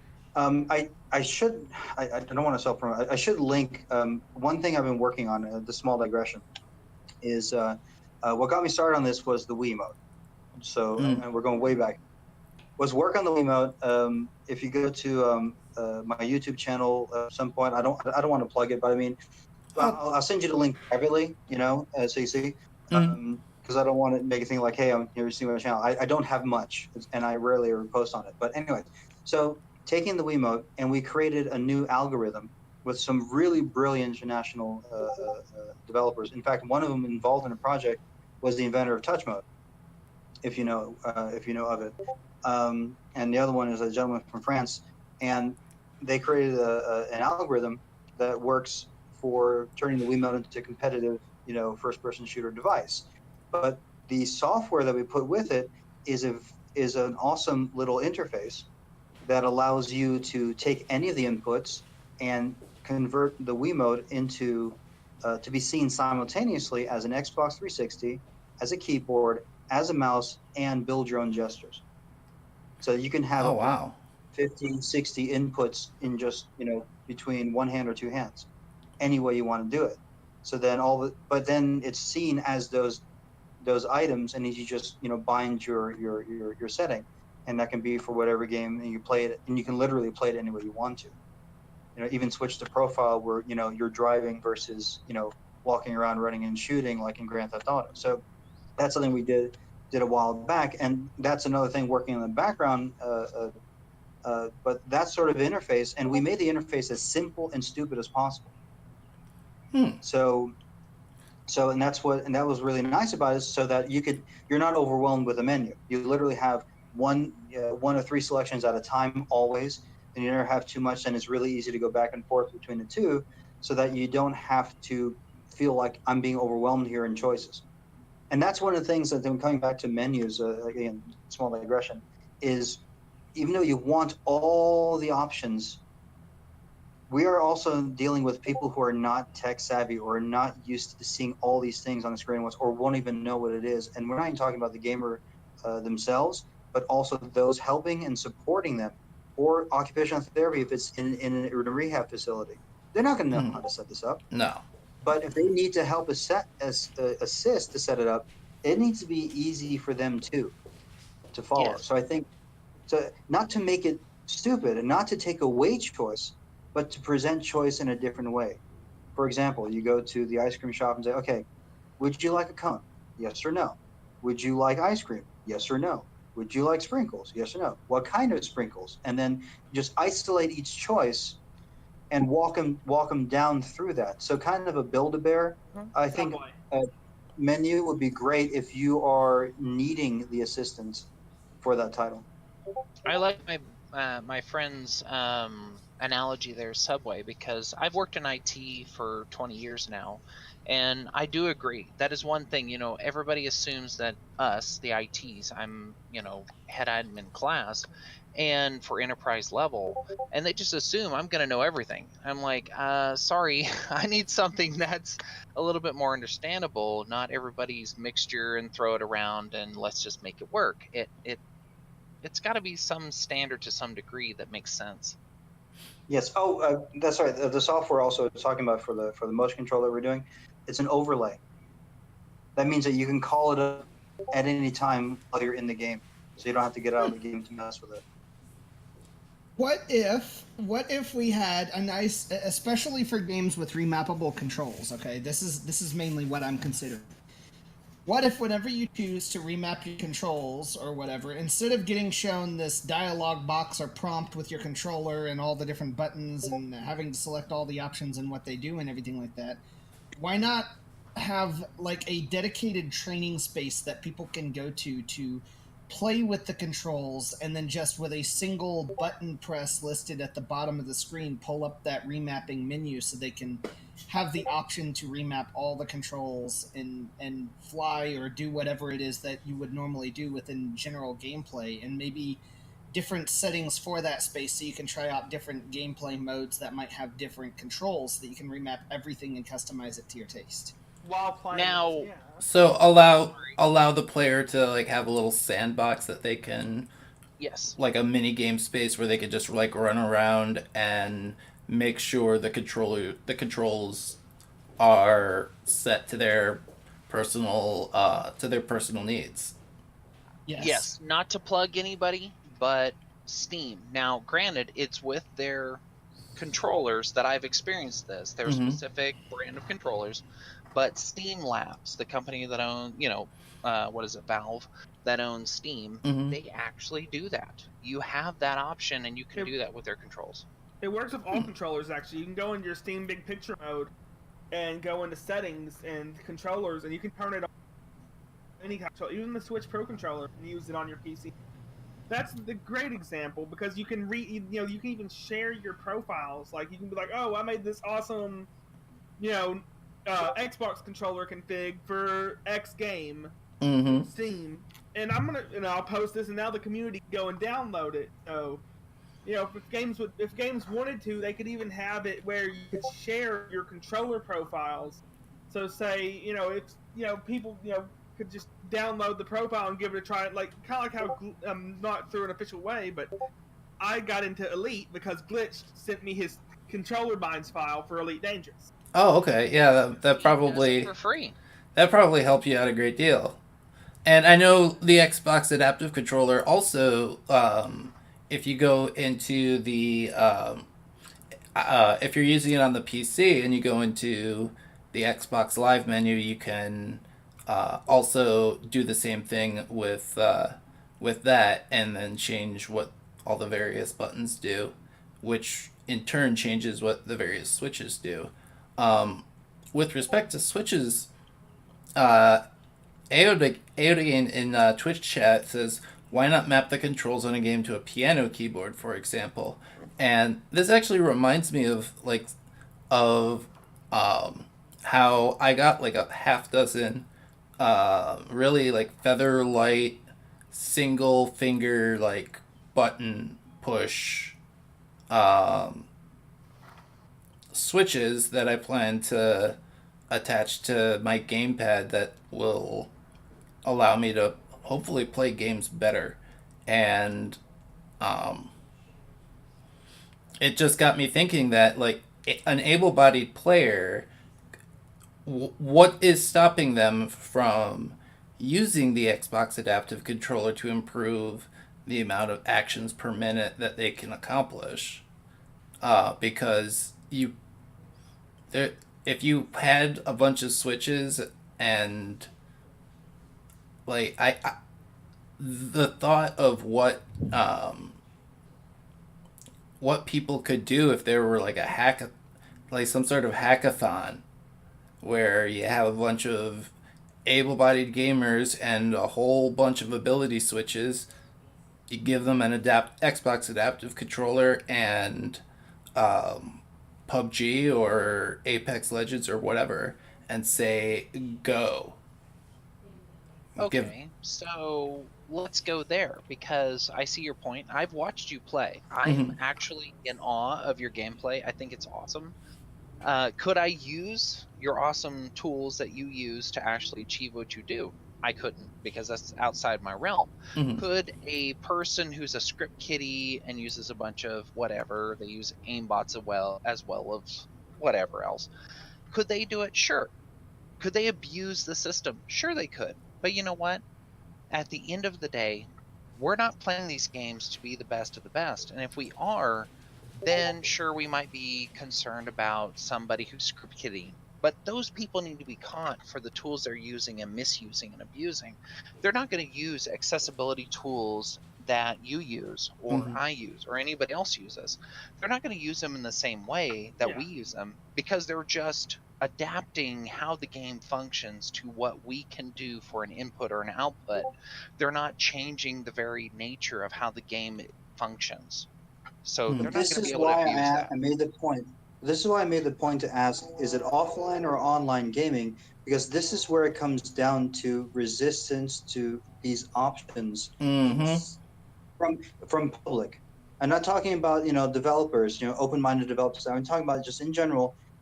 One of the stigmas then jumps in, and it's that if you edit or modify or assist in the function and you end up online, what is the question that we're going to get from people that use mouse and keyboard, the gold standard still, right? I mean, if we can assume that to be true, Mhm. then we have this as an argument saying that, do you now have an unfair advantage? Is it affecting the experience of others? Will they use it as a reason to denigrate or to berate or to come after you and say that, hey, you're using aim assist? Say yes, but I have this, and these are my conditions, and this I'm playing, you know. And then you get into that whole question: is now the online experience fair? And then and it is a question. It's not by this community, but the question Right. is, of course, Yeah. how far can we go without causing disruption, causing questions of developers? Because in the end of things, if you make a game, you want to make money. I Mhm. mean, that's Let's say the game assist in the shooting and stuff. There's two games that actually have that baked into them, and they let everybody yes, use them.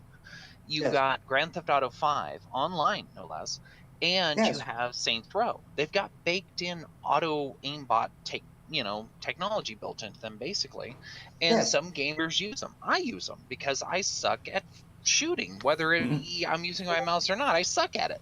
So some It's people are off by really good default, at I it. think. Yeah, in the online, I think you're right. In Saints Row, not so much, but it's it's a level of preference, and it doesn't really make me better than anybody else. Now, somebody else that uses an aimbot, of course, is going to make them better, but No, but it's accepted because it's there on the forefront. Now let's take that to Battlefield or Call of Duty. I don't see how it's going to make it easier for somebody or not easier, because obviously it No. doesn't do it in Grand Theft Auto. I'm not saying. I'm not even talking about actuality. I'm talking about perception. True, and I agree with you there, and that's what we need to change, is people's perception, their unreal expectation that adding these features is better than not having them. Because honestly, play Grand Theft Auto 5. Show me that somebody with the auto aim is better or not better than somebody who doesn't have it. It's all perception and preference. I agree with you. So, how can we shift people's perception of accessibility tools? How can we moving forward, assure people that accessibility doesn't necessarily mean difficulty? At what level do you want to impact or assist aim? One option that was presented to me is using artificial intelligence to help adjust your aim to reduce tremor, to reduce weakness to one side. For example, let's say your weakness is favoring the left side versus the right. A program can read that and can adjust the impact on your joystick to adjust to the input, and that is external to the game. So number one, using hardware to adjust, and then of course at one point you're going to consider, is this fair or not? Again, that question will always come up. But if it's good for you, then it should be good for you. The second one is third-party software, and then I guess the next one would be integrated into the game. Now, anything integrated to the game, and that would have two levels: third-party again software, like accepted and integrated, such as Toby, right? But then there's a lot that happens there, and that limits accessibility to that hardware plus software combination, because the game has to have it integrated. It has to be built in. So that's an extra step, and not everyone's going to be willing to do that at this period of time. And of course, I honestly, in talking with Toby, I have not been completely impressed that they have really pushed it to do these things outside of a medical or research space, which they do quite much on that end.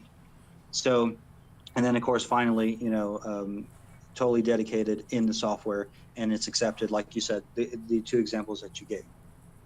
I can't think of anything else unless I'm missing something. Okay, so let's say a game like APB that is competitive. Let's say a game like Battlefield 2. Let's say a game like Call of Duty. They're all competitive spaces.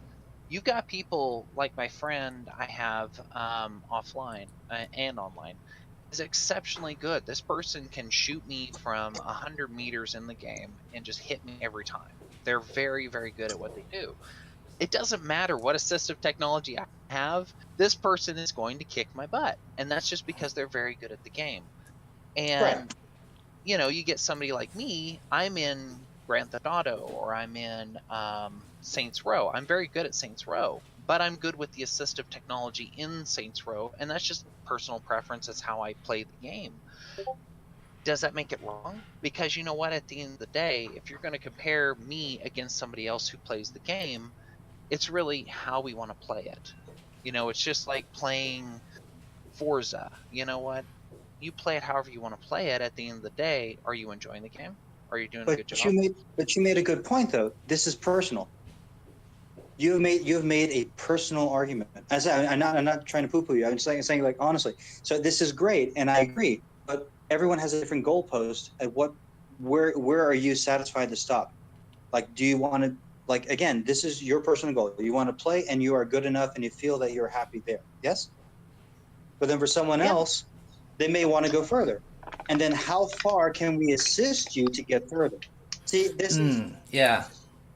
See what I'm getting at? I'm not trying to be that guy. I'm just saying, honestly, I mean, these conversations have come up because when you're trying to create in this space, and if we're talking about online competition, which is kind of like, that's where I want to get people to, is like, I envision seeing all these groups together playing with all sorts of, different kinds of ways to input and integrate and access the game. And everyone's, playing on a level that they're all happy with, but how do you get there? And maybe how do you that's get there? it. Maybe that's exactly it. Like you said, maybe the conversation really needs to be, how do you want to play it? Are you enjoying it? And is this the game you want to play? Right.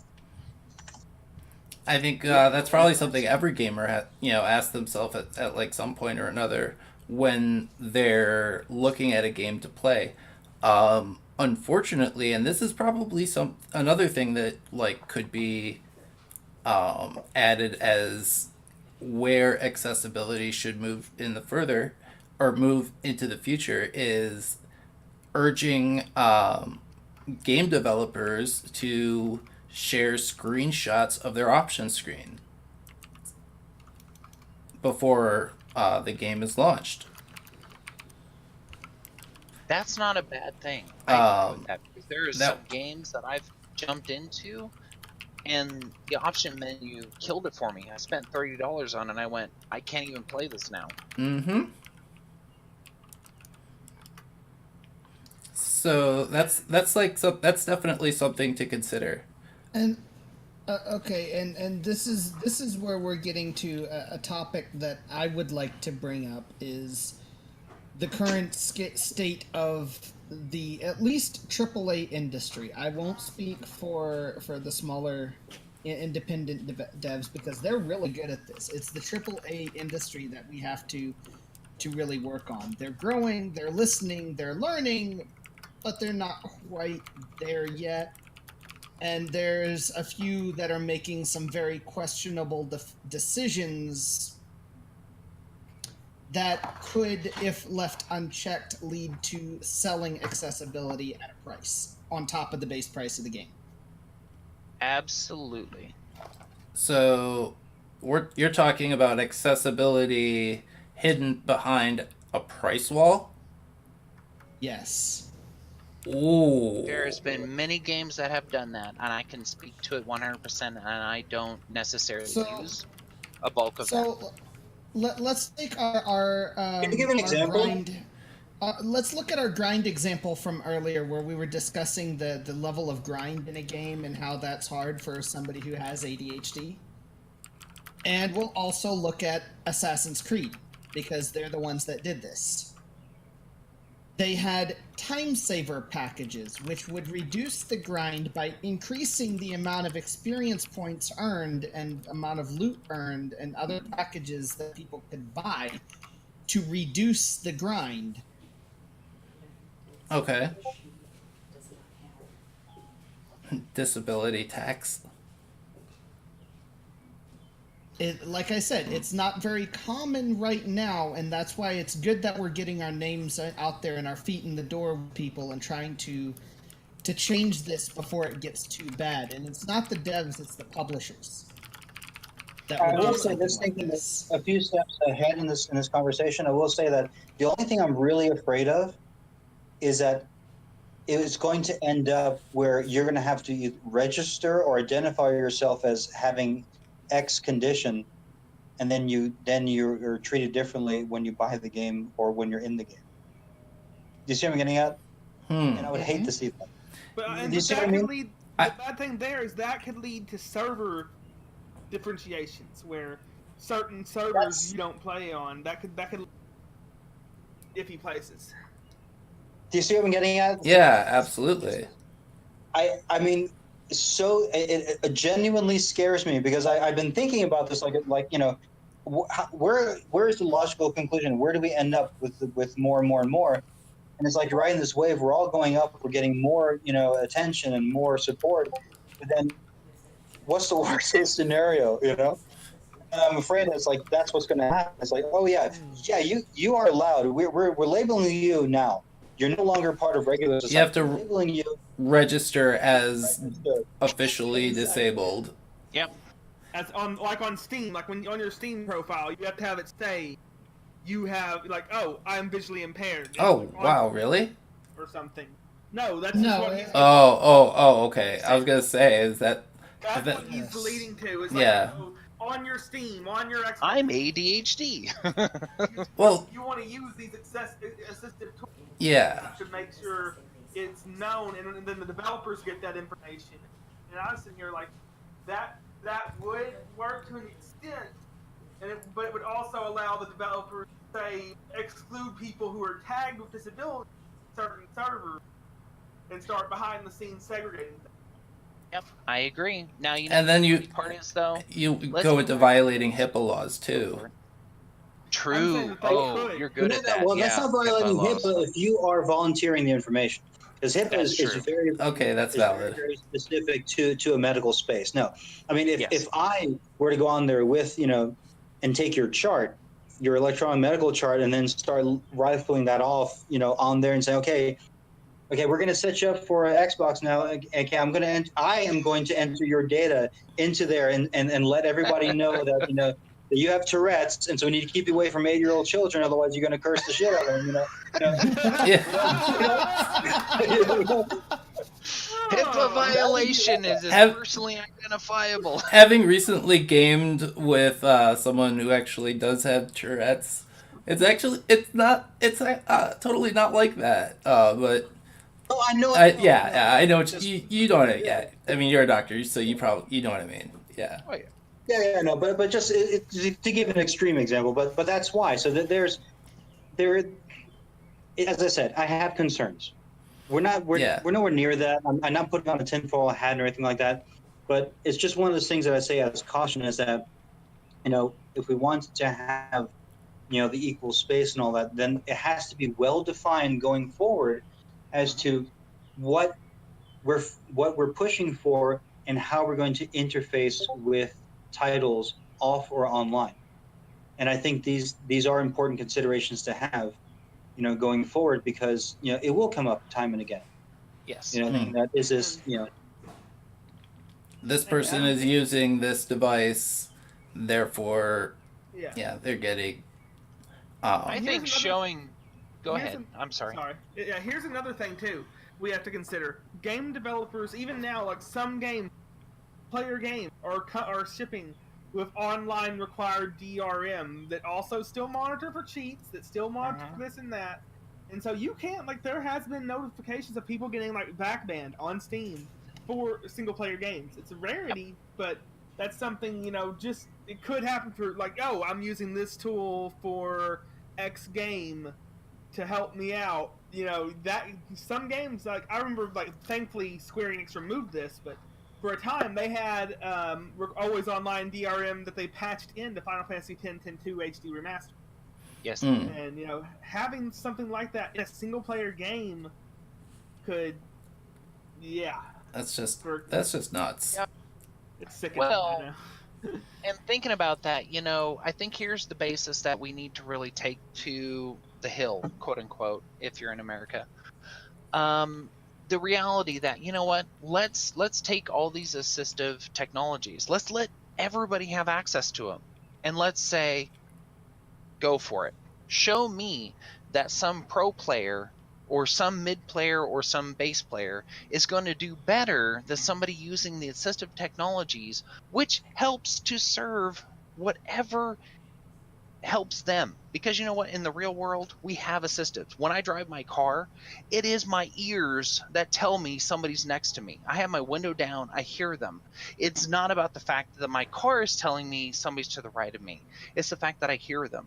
So, you know what? Those assistive technologies exist in the real world. Why can't they exist in my virtual space so that I can function there the same way that I function here? Yeah. Mm-hmm. And you got a point there. And to go elaborate on that too, even now, so many things in real life, like your cars have parking, they have backup cameras, they have all this stuff. And you can't say, a driver can't say, oh, your car has these features, that gives you an unfair advantage while driving. Also true. I mean, that rear view mirror, the rear view cam, I'm sure it saved a lot of fenders. Oh yeah. More than a few. Rear view, that radar detection on the back. The thing is, too, is if we allow this and we open this up, it might actually improve the prospects of competitive play in some games. Let's say it is proven that a certain set of accessibility switches and stuff like that increase your actions per minute, as we discussed earlier. And let's say people do actually do that on the regular it could make a nice, fun space for people who want to get into playing a game competitively in a tournament setting to learn new things and grow their skill. I mean, here's a crazy idea. What if the Xbox adaptive controller were perfectly, and like all of the switches that could be attached to it were perfectly legal for everybody to use? Yeah. Exactly. Well, let's say Because like I can't see someone with a physical disability using those switches being any having any advantage over an able-bodied player Yeah. using For example, the same though- stuff or their own equipment. Yeah.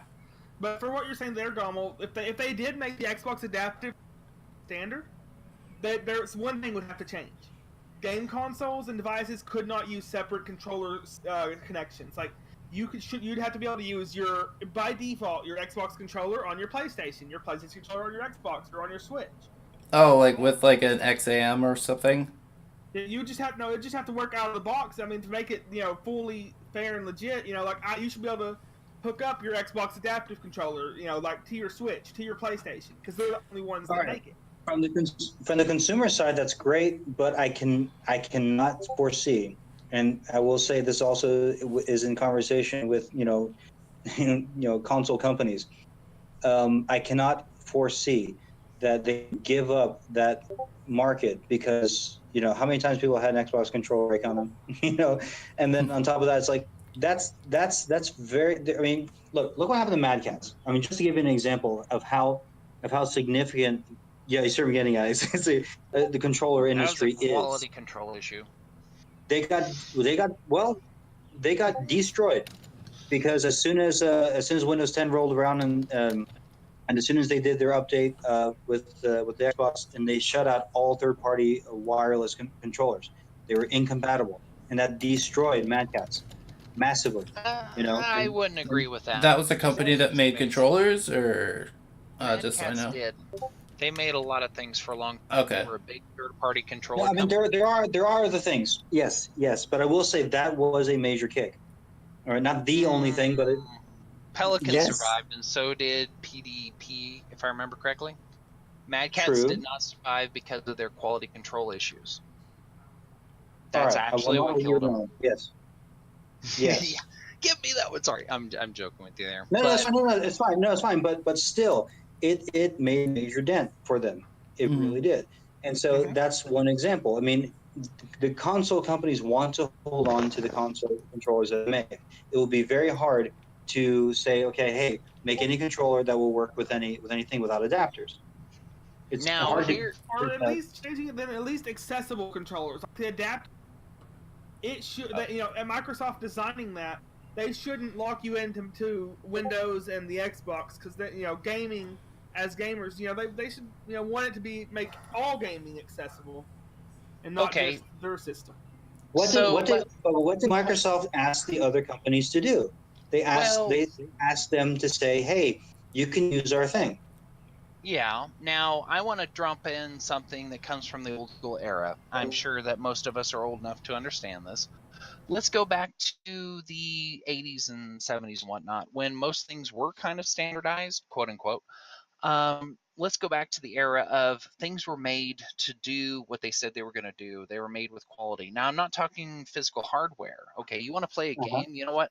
I played Sega games because the games were better on the Sega console. I played Sega because I liked the console itself. It had nothing to do with the controller I was using. It had nothing to do with anything else. It was I liked the console, and I liked what they did. They did it better than Nintendo did in that era. And you know what? Sony, in some respects, does what they do better than Microsoft. And guess what? Microsoft, when it comes to online gaming, they do it better than Sony. So if companies do what they do better, there shouldn't be any issue with using my controller on your console or using my whatever on your whatever. Because guess what? All the way up to the 360 era, you know what? I bought Bayonetta, the game. I bought it on a 360 because I liked it better how it played on that console, and it had nothing to do with anything else. I just liked how it played on it, so I bought it for that. And that's what companies should focus on. If game companies made games that were worth playing on a specific device, and then they ported it for other people who like the other device, guess what? We're going to buy it for whatever we like it for. And if they don't make a good game, then we're not going to buy it, and they shouldn't be selling it in the first place. That's my opinion, coming from the old school era. Well, I agree with you on the fact that it's the software, not the hardware, that makes the sale. Same for virtual reality. Everyone's trying to make the better, the better hardware, but it comes down to who has the proprietary title. Like, for example, still Nintendo, for the most part, that's the only place you're going to find Mario or Zelda and so on. And It's that's the same for virtual reality interaction. It's who makes the best software. Most people, proven by the PlayStation Move, they don't really care, how wonky or how accurate the VR is, to a point, to a degree. They go to where it was affordable, and PlayStation had a lot of games that are playable and enjoyable, and their sales are good. So they found a good price point. But they also had the titles. Real quick, I agree with you on the controller side of things. However, what's to stop them from just stepping back and saying, okay, fine, you're making a better controller. We just won't make controllers anymore, and then you limit your options in that way, and that's fine. I guess competition will filter itself out. I can't see, from the consumer side, it's great, but I can't see the console companies letting go and saying that, because look at Xbox triggers. Those triggers are beautiful. They got I rumble mean, in them and and everything. they spent millions on designing those triggers. I mean, that's gorgeous stuff, and I don't think anybody had anything comparable, do they? Not of. I use actually the Xbox One controller for my main controller on my PC and my console, even though I have the expensive Steam controller, which is a nice controller and its triggers and stuff, but it doesn't compare to the Xbox One, honestly. No, not really. See, I just got the adaptive controller, and I've half dozen of these little tiny buttons. But with every button I add, I'm able to play like dozens of more games because I'm able to do a thing in a timely manner. Like, adding another thing means I don't have to use a voice command for jumping, or here's the for thing like you can do hitting on a the thing. PC and the Mac. You can actually add in other things. You know what I use for a accelerator, decelerator on games? It happens to be a Bluetooth Wii Fit board because it works really well.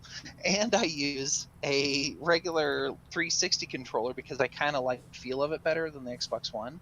And then I use, another brand of, it's a PS3 type of controller module to do something else. And all of that for one game. But there's nothing wrong with that because open source software, supports putting that in the games that I want to play. And there's nothing wrong with that.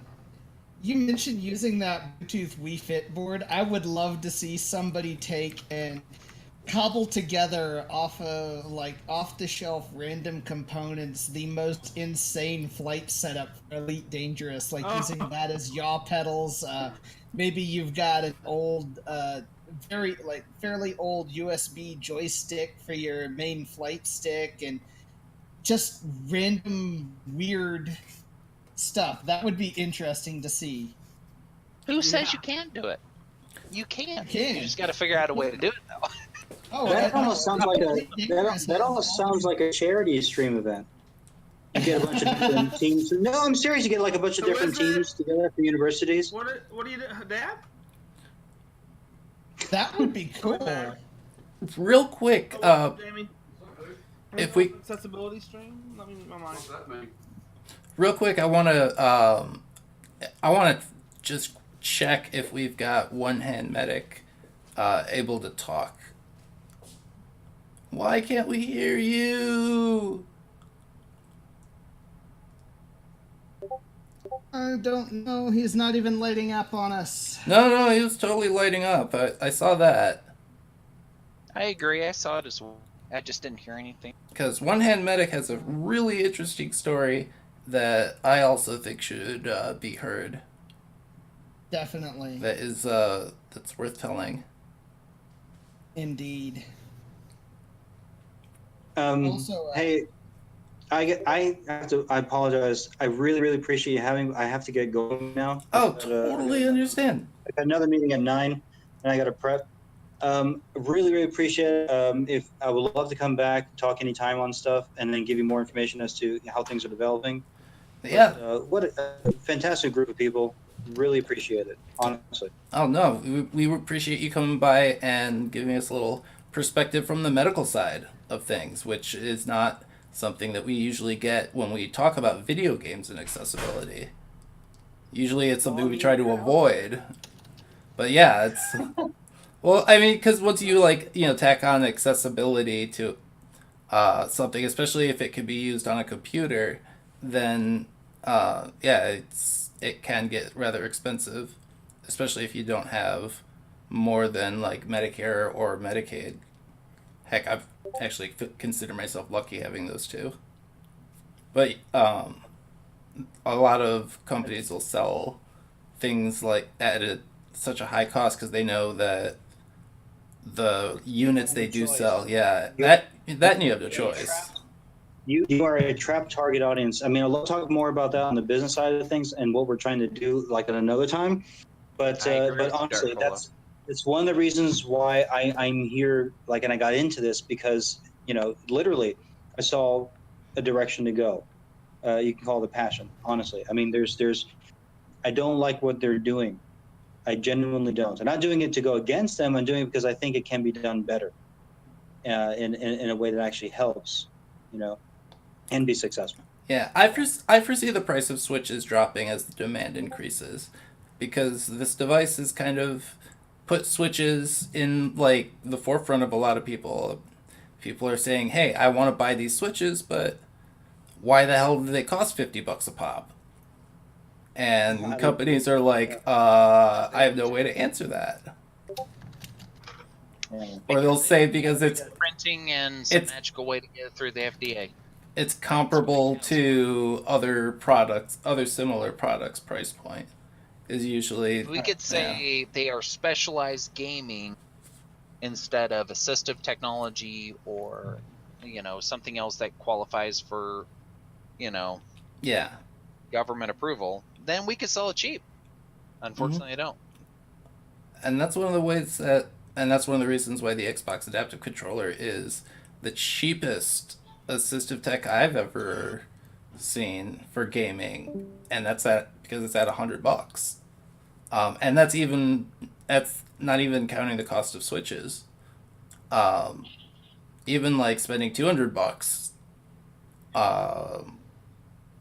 on 4 or 5 extra Switches would be a huge thing, I guess, for me personally, but also it's still cheaper than the next best thing, which is the quad stick, and that's like a sip and puff tube, like what I use, but merged with a harmonica and a joystick. If you ever see Rocky No Hands or have heard of him, he's a battle royale player and is just absolutely insane when it comes to just wrecking people. But if he were to go to a professional event, would he be able to bring his quad stick? And if so, would he have to install the drivers onto the PC that he'd be using for tournament play? Or, I mean, how would that even work? Now, I have a question about that. Okay, so we get into having somebody who uses assistive technology into the mainstream space, quote unquote. What is normal? What really genuinely is normal? That's the big question. What is normal? Is normal being yourself, enjoying the game, playing it well for you? Or is normal because some other person has a certain level of this is how they play the game and this is normal? I mean, I might have.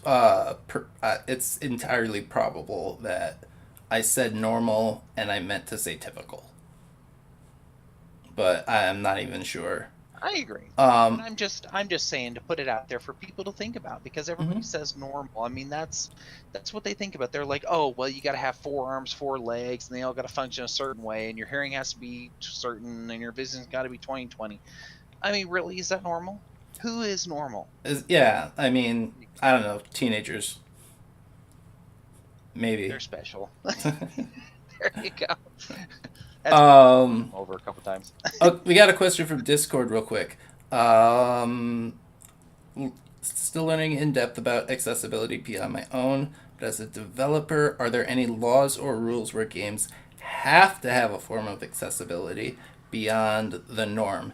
And this is one of the things, one of the big ticket things that I wanted to talk about, and that is the new CVAA law that went into effect at the beginning of this year. Now, um, this is a law that was signed in 2010, and the gaming industry has received 9 years of waivers.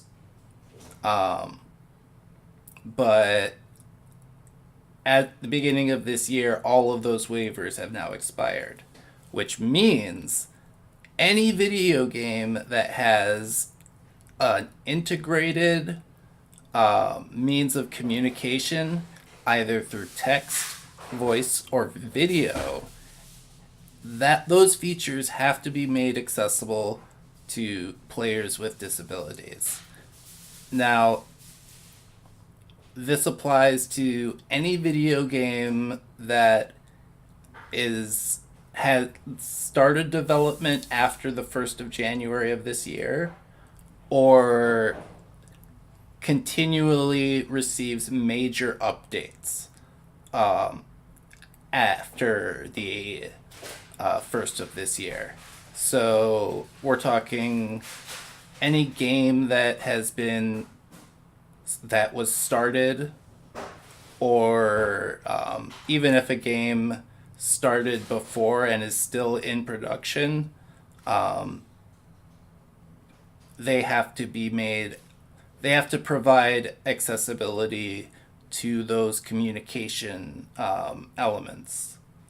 And I mean, obviously, it's not like saying you have to make every game accessible, but it's definitely a step in the right direction and a good model that where future change can be pushed to make it so that games such as that, if they have to have options for people with physical disabilities. And I hate to like throw out ideas without solutions here, but I mean, obviously I have no idea how that would be implemented, but creating options to make a game more physically accessible is totally doable. It's just a matter of whether or not a developer chooses to. Well, here's the deal. I'm just going to throw this out there before I have to, because I have another prior engagement that Jake knows about, my friend there. Anyway, the basics are, if they make a standardized framework, which, by the way, exists in every single game developer platform, a standardized framework for the inputs and outputs, which exists in every platform, by the way, then there's no problem to worry about whether or not you're using an assistive keyboard, an assistive device, whatever, and some type of assistive output and input tool, because guess what? It'll mate up with the technology. There's no reason to make it restrictive and say, oh, I'm sorry, you have to use the WASD keys to walk. Just call it a day and let us make it whatever works for us. Period. Press return. All right, so I just posted a link to information about the CVAA law. The oh gosh, what's it called again? It's got a big fancy name. The 21st Century Communications and Video Accessibility Act of 2010. Yeah. And Hope it passes. but it's already passed. This thing passed in like 2010. And I'm actually showing it on stream at the moment. Let me see if I can make this bigger. Embiggen it. And I'm sorry to interrupt. There we go. No, that's fine. Thank you for having me on. Of course. I do appreciate it. I think your stream is awesome, and I'm heading off because the company, the group that I'm with, normally, I'm gonna hop on with them as they're already antagonizing me on the stream at the moment. So I shall talk to you all later. Thank you very much. All right. Yeah. I appreciate having me on here. Thank you, and have a wonderful night. Take care, Evil Mod Pixie. You have a great rest of your day. Okay, so We do have another good question here. yeah, let's hear it. What other steps besides just raising our voices can we take to, I guess, get closer to our desired outcome? Because speaking up is good, but it only gets, part of the way. We And connections. that, yes, connections and highlighting game companies and devs that do it well. Yeah, when a game. Oh, sorry. Go ahead. Shouting their names from the mountaintops. Let them know and the world know that they did it right. But it's all about really being as positive about it as possible as well, because I can't imagine being a game developer, especially if you're working on your first title with like a big studio and you're getting ready to launch and you find out, oh my god, this game is lacking major accessibility things. Oh my god, what are we going to do? As long as they think about it from the beginning, that and interact with the people with the gamers with disabilities that will be consuming the product, then they gain experience and they it becomes less of an oddity. It's normalized, and that's something that's incredibly important.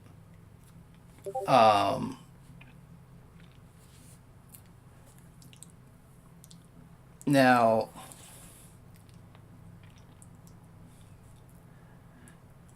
it's also important to remember, though. Oh, thank you, Evil Mod Pixie, for the follow. I appreciate that. But it's important to also remember that a game developer might not have any experience with people with disabilities. They may not have ever interacted with one in their lives. It's important to have a bit of humility when critiquing games that might not get it right. So it's all about being, making connections, being positive about games that get it right, and being even more positive about games that need improvement. And thank you as well, Blue Tiger Animations. Appreciate that. But yeah, and Serene Virus is also bringing up another good point. Getting the word out there when you see a cool game in development, and then if you're a gamer with a disability, particularly if you're an online performer with a disability, and that's why we have this community we have here, is so that we can find cool games in development and getting to those developers early letting them know that there are people out there that want to help them make accessibility accessible to the abled, which sounds kind of odd when you think about it, but yeah, that is probably the best way to move forward in the next couple of years.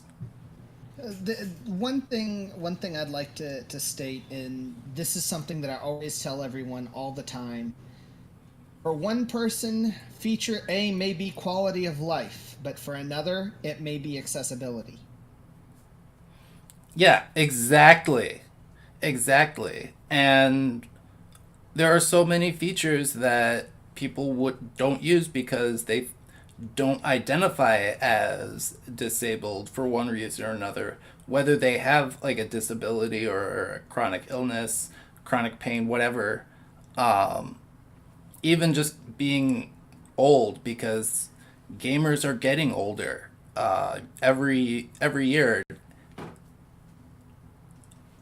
we have more and more gamers eclipsing the age of 50, where the odds of having a disability are grow exponentially. So it's not just for gamers with disabilities, but also for gamers who are going to be older.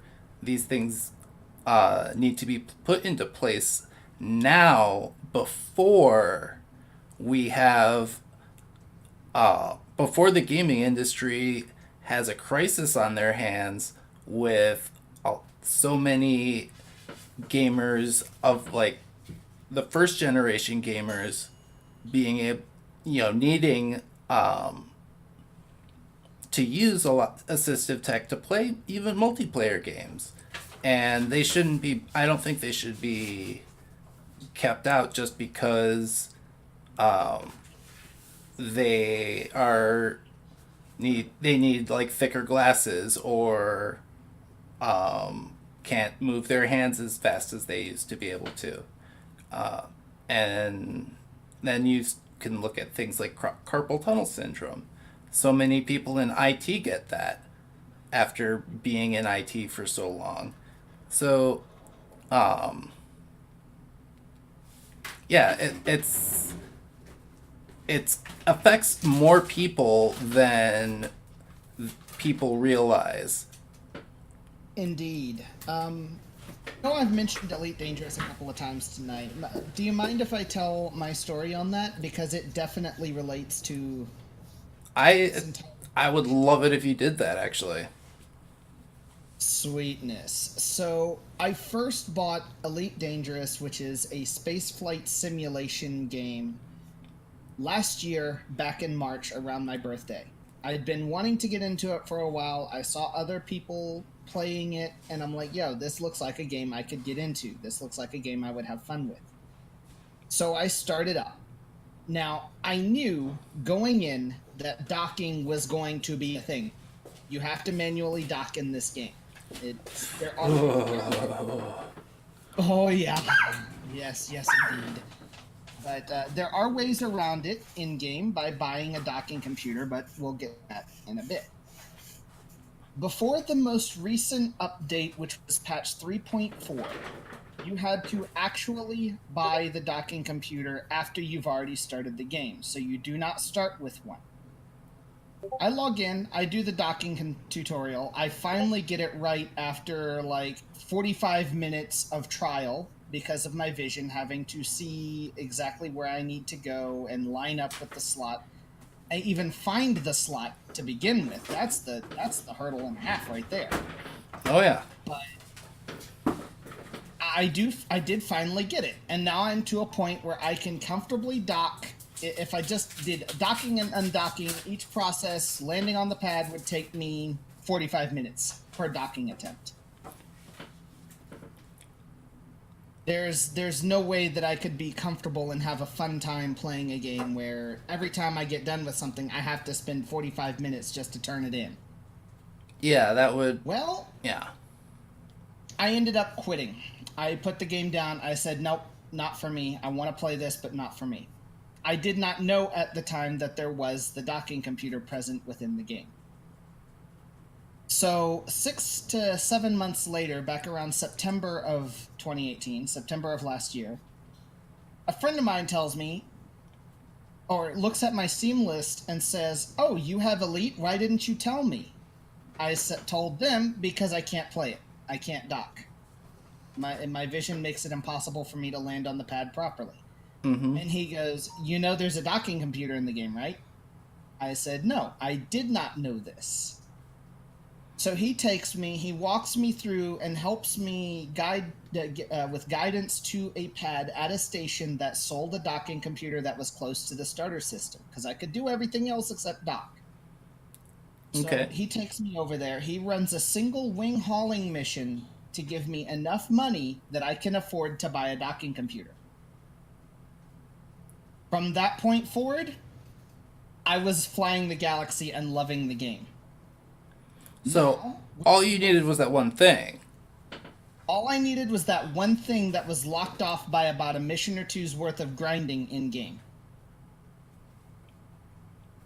But whenever I can't complete that mission because I can't land, how am I going to get it? Right. Or if you have to spend like 45 minutes to do... If like... Yeah, I mean, I remember my own experience trying to play that one. And yeah, now you play it all the time, and that's a wonderful thing. And you told me that now they're starting to make these docking computers a standard thing, so that everybody can bypass the like mental and physical acrobatics required to dock a spaceship in three-dimensional space. Like it gives you a great deal of respect for astronauts and people who have to like do that sort of thing. Yes. In the most recent updates, which was version 3.4 in the official update notes, they added a couple of new slots to all the ships in the game. Depending on the size of the ship, they got either 1 or 2 Class 1 slots, and these slots were originally added to be used for the assist features that they've added into the game. There is the Super Cruise Assist, which does something a little bit different. I don't necessarily need it, but other newer players might, and players with other various disabilities might find it helpful to them to use. But the most important thing for me, at least, is the advanced docking computer.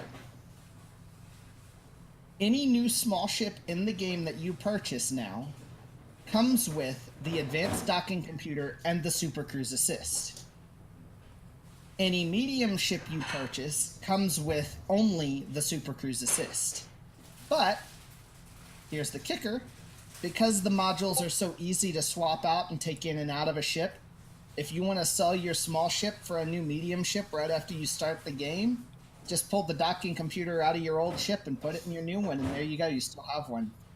Or, because they are so cheap, you can just buy a new one for your new ship, and it's not going to hurt you any. Mm-hmm. Because you've already ranked up enough money in your bank to afford one to begin with.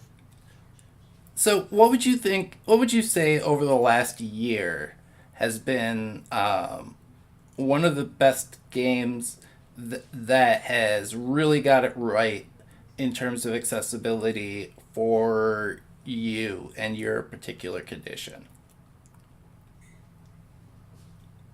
Oh, that is an interesting question.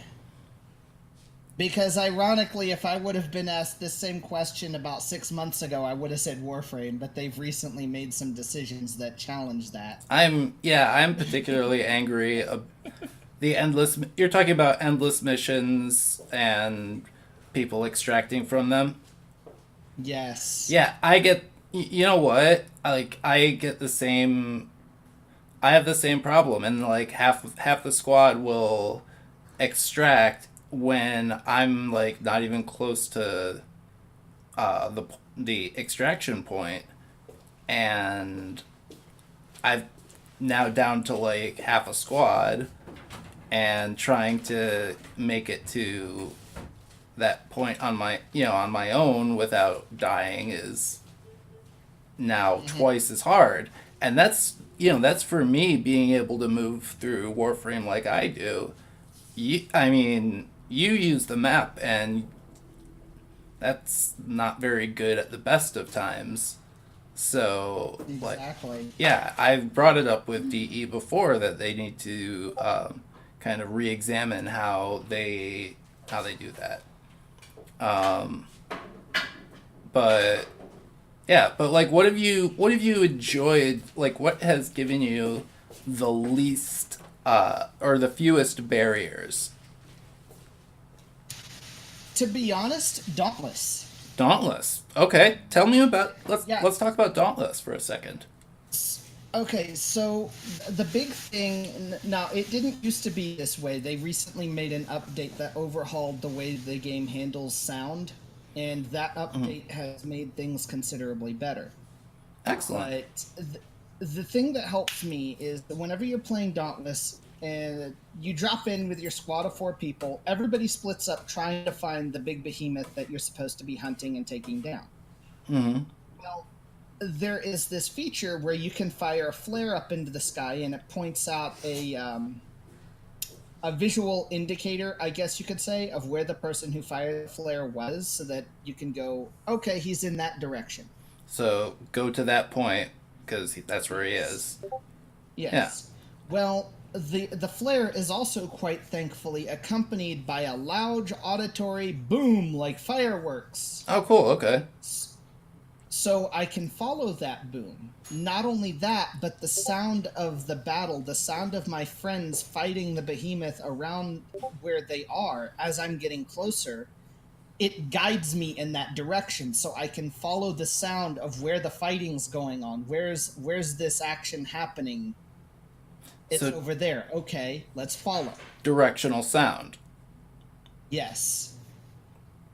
Okay. The behemoths themselves are also quite large, so it's hard to miss them with even my limited vision. Right.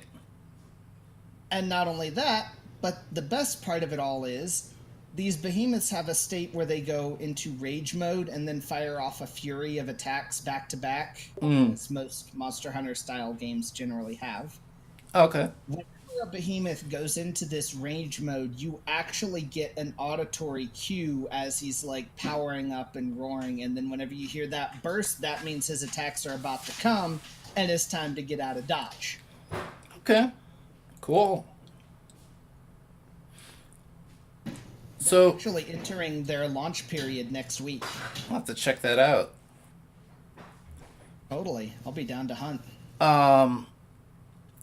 So what would you say then what game would you say has given you the most grief? That is a tough one. In all honesty, despite the fact that I've found ways to work around it, it would be Elite Dangerous, because I'm still reliant on third-party tools on top of the game itself to get all the information that I need in order to be even remotely decent. Yep. Can I say something? I'm finally back. That's fine. My stepdad stepped in right in the middle of everything, but it's all good. But yeah, I want to say I have when it comes to Elite, I agree a lot with Glitched. But yeah, what you're saying right now about third-party software, having to rely on that, having to alt-tab out, zoom in with magnifier, do all this stuff just to play the game, it really, it slows things down. They could do it a lot better. I have to agree there. But that game, the docking computer, everything he said there is great. I haven't tried the advanced one, but the regular docking computer, if it wasn't for that, I would not be playing that game. I can imagine. If I had, the thought of like you having a docking computer actually kind of makes me want to pick it up again a little bit myself. So okay, Rare Bean Fop says that they just did a playthrough of Witcher 3, and while they were great at having an easy mode, there were some battles that had mechanics that were so hard with limited movement. Let me, if you don't mind, can I venture a guess?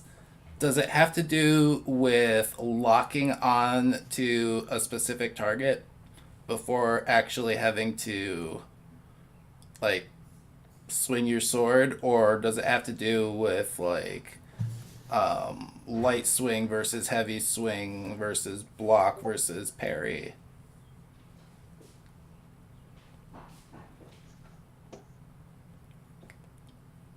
Because I remember playing the very first Witcher, and that was like top down isometric. I loved that game. And then I tried playing Witcher 2, and I'm like, what in the world is this? And I just couldn't, I had so much trouble playing it. Similar problem when I had to transition from Dragon Age Origins to Dragon Age 2. And even playing Dragon Age, what's the third one? Inquisition. Like, just the tab targeting in any game is really difficult to manage, and it's unnecessary because all you need to do is have a thing happen when objects in the game collide.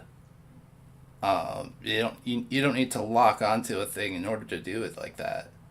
And if you are, at least give players the option to lock with a mouse click instead of requiring tab targeting, because that's just no fun. Let's see, any Dungeons and Dragons players out here? Glitch, you were actually talking about an RPG that is fun to play. Sweet, Call it Cthulhu, and that's awesome. But yeah, playing like pen and paper style games in a manner that is accessible for people with visual disabilities. Yes. I did mention that in our admin section. Because you have a problem. I remember you have a problem with Roll20. My problem is with the battle maps. They're mostly strong visuals. They're used to tell people where they are in relation to where everything else is and all that, and that's all good and all. But when all you have to rely on is a battle map and you have limited vision and you can't see that battle map, it makes things difficult. So one thing that I had suggested, if we could start getting some sort of, at least, it doesn't have to be standard because I know everybody's going to do their grids different, but some sort of like lettering, numbering system, like letters A through whatever along the left side, 1 through whatever along the top, and use chessboard notation, then I could do a battle map. Matter of fact, I did one like that. It was 2 weeks ago, actually. Because I was doing a promotional stream for a tabletop RPG that just successfully ended its Kickstarter. Oh, excellent! Which is awesome. Yes, it was successful, and I'm getting my book. I'm happy. Nice. It looked really cool. This particular RPG system is based around the mechanics of a traditional two-dimensional fighting game, though there are mechanics built into the book that can simulate other types like Tekken or Soul Calibur. But the system itself plays out battles like a fighting game. Which means you build your special moves from a template of elements that each have their own use and effect. So, for example, you could have a ranged move that has increased knockback on it. So it can fly full screen and it keeps your opponent away from you. Oh, by the way, you might want to take a quick peek into Roundtable chat with regards to playing like pen and paper games and battle maps in like a 3D either in like a 3D or a grid style in both D&D and Call of Cthulhu, both of which I actually have played in my college years. I'm not even going to get into how long ago that was. But the point is, I definitely have played Call of Cthulhu before. Indeed. Yes, Trell, Roundtable chat is in Discord, so feel free to hop in there if you like, or if you could just chat here too. We always need good mods. Mods!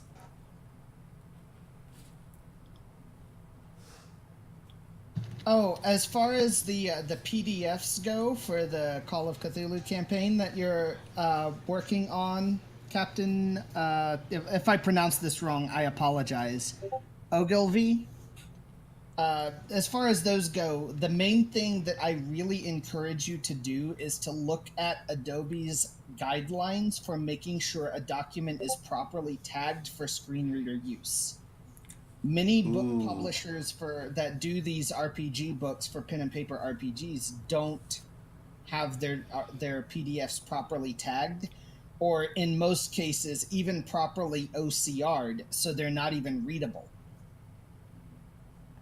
by a screen reader. When you say OCR'd, what does that mean exactly? It stands for optical character recognition. It's okay. Yeah, I see what you mean. yeah.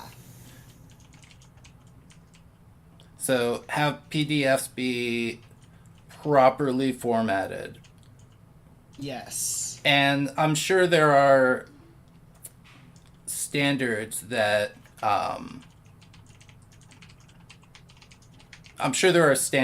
for working with PDFs. Yes, those standards are on Adobe's website. Just like you would find like web standards for like HTML or whatever.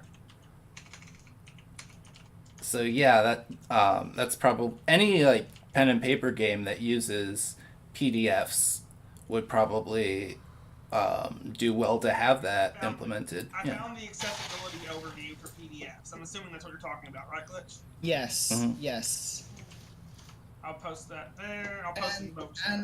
One thing Nice. that actually drew me to the fight system is I got a hold of that PDF, and even though it wasn't tagged properly, it was still set up in a way that was readable with my screen reader, and I started reading it. Now I will admit to a modicum of piracy because I wanted to check the system out, and I read through it, and after I read through it and found out how awesome it was, I immediately went to DriveThruRPG and bought myself a copy. Nice. Good man. But Piracy bad. I had to test the product before I spent money on it because I didn't want to buy a PDF that I couldn't even read. That makes sense. I mean, and how much was the document? Yeah. There for a while, there was a sale going on that you could get all of the first edition stuff for Fight RPG for like $20. Oh wow! That included 4 books. And the books are all properly tabbed and OCR'd, and anybody that's yeah. That's awesome. Like I said, they're not properly tagged, but they are OCR'd so that it can use its best inference and read it properly with no. If you want to run a campaign of that, dude, I'll totally play. I'd be down. Well, one thing I wanted to do, and this gets into a bit of my future plans, but I'm going to be collecting people who might be interested in not necessarily a campaign, but more of a weekly stream think WWE style storylines where we've got a bunch of different people that can come in or out as they choose to and just run some fun stuff because the system is well optimized for player versus player combat. Okay. So I kind of want to start a fighting league where I just put together the setting. You guys design characters, and through the design of those characters, we all, as the community that is playing in this setting, craft a storyline of what has gone on in the world. I dig it. That sounds like a lot of fun, actually. I'd be down. Oh wow, Paper Lore, thank you for the hosting. We got 10 new viewers up in here. Oh. Real quick, I just want to remind everybody we are having an accessibility roundtable because today is Global Accessibility Awareness Day, and we're right now talking about accessibility in pen and paper style games like Dungeons and Dragons, Call of Cthulhu, White Wolf games like Vampire's Masquerade or Rift or what have you. But talking about ways to make those games more accessible, because even the oft-lauded D20 system has flaws for people with visual disabilities, and if the online tools like PDFs and ebooks are properly formatted, then that's going to be a big help. Making sure that people with, people who use e-readers be able to make that happen for them. One other thing I would like to note, if we do have a lot of tabletop fans in the audience right now, there is a well-known site by the name of Roll20. This particular site is not very accessible to blind or low vision users, and many times in the forums people have raised questions about how to make it more accessible or how to help a blind or low vision people use it. And the developers of the site have come out and clearly stated accessibility is not within our current plans. Many times, many years. Wow. That's I just thought Ooh. I would make that known. Yeah. And that is why I will never use Roll20 until they take accessibility seriously. I might have to go have a quick little chat with them over on Twitter. Yeah, I'll give you a like on that one. But let's see. Let's see where are we at right now? What have we talked about? We talked about so many things so far. One thing I did want to talk about, and this is a little bit of a topic. Oh, actually, it's kind of a huge topic. Swerve, the Xbox Adaptive Controller.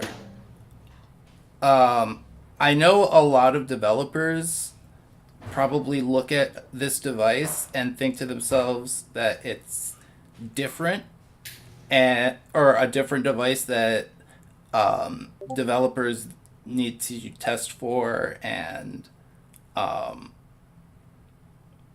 possibly even patch in compatibility for.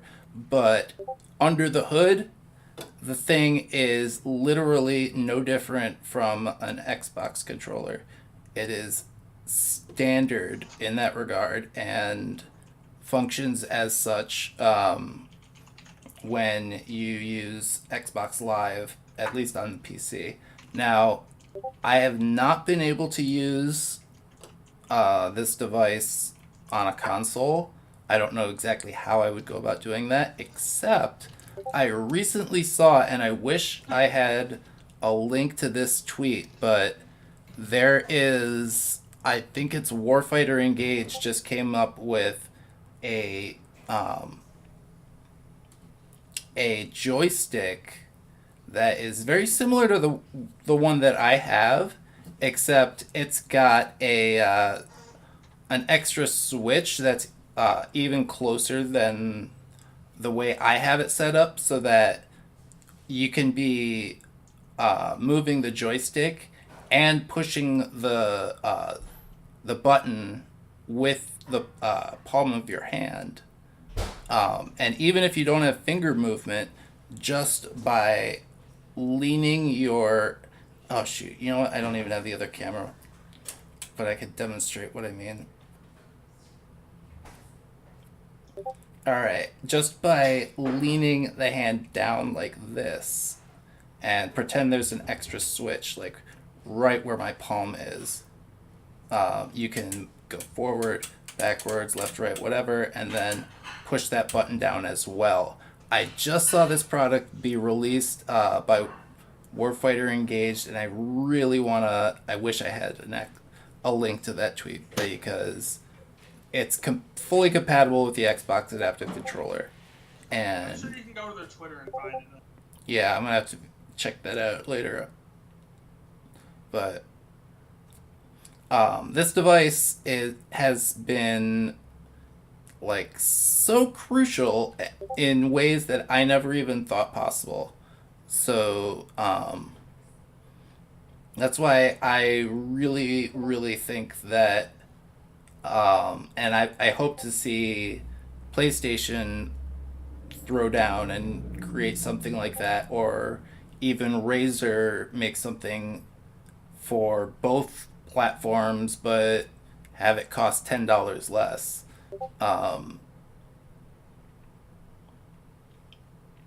My hopes, and these, you might say that these are kind of pie in the sky hopes, but my hopes are that the invisible hand will actually work in our favor, and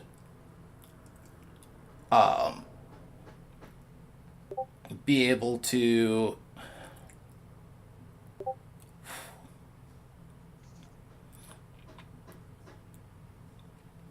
I guess shoot, I hate it when I lose my train of thought.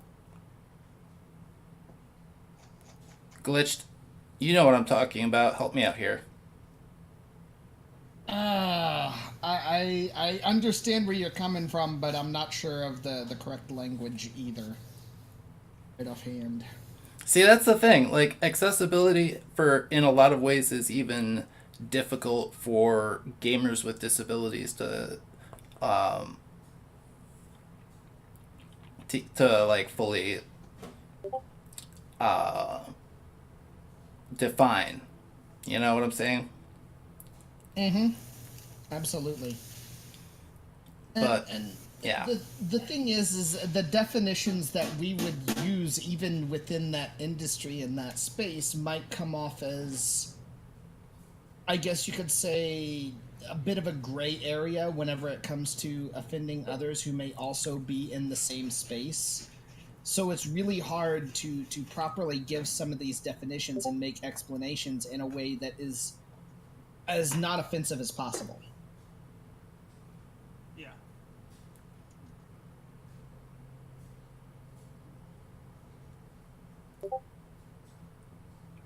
Cool. I'm gonna follow Blue Tiger Animations.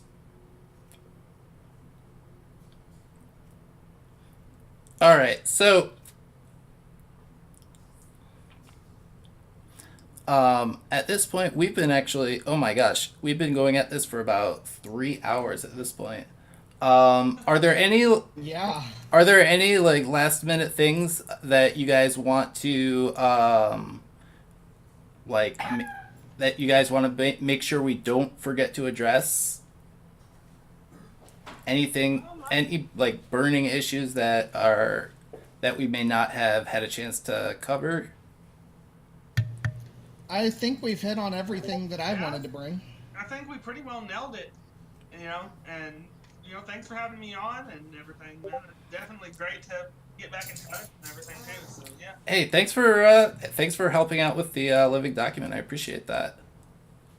I had to bail halfway through. Oh, dude, don't even worry about it. I just have to. All I have to do is like do a quick little thing about the CVAA law, and we'll have I'll have something that I could share. We could share to the world. Exactly. I hope I did a good with the notes though. I'm not the best at that, but. Oh no, you did just fine, man. All right, so yeah, I think Glitched. Unless you have anything, is anything else you wanted to add? No, other than follow me on Twitch. Just kidding. Just kidding. Hey, if we're going to self promote, we may as well just self promote everybody and just say we've got an amazing community of online performers with disabilities here at the Accessible Streamers community.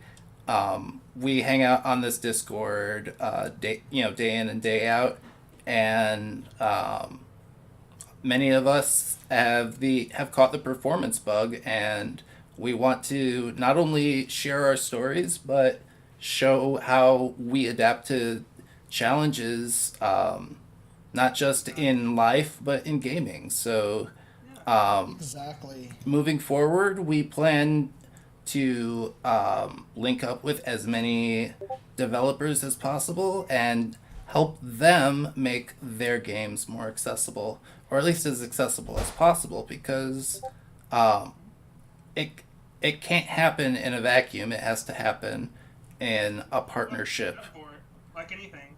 I mean, Right. It has to be a partnership with gamers with disabilities and developers of games that they would buy. And it's not just good programming, it's good business. So all they're going to do for a little bit extra effort is get more money, get more sales. yep, more money, more sales.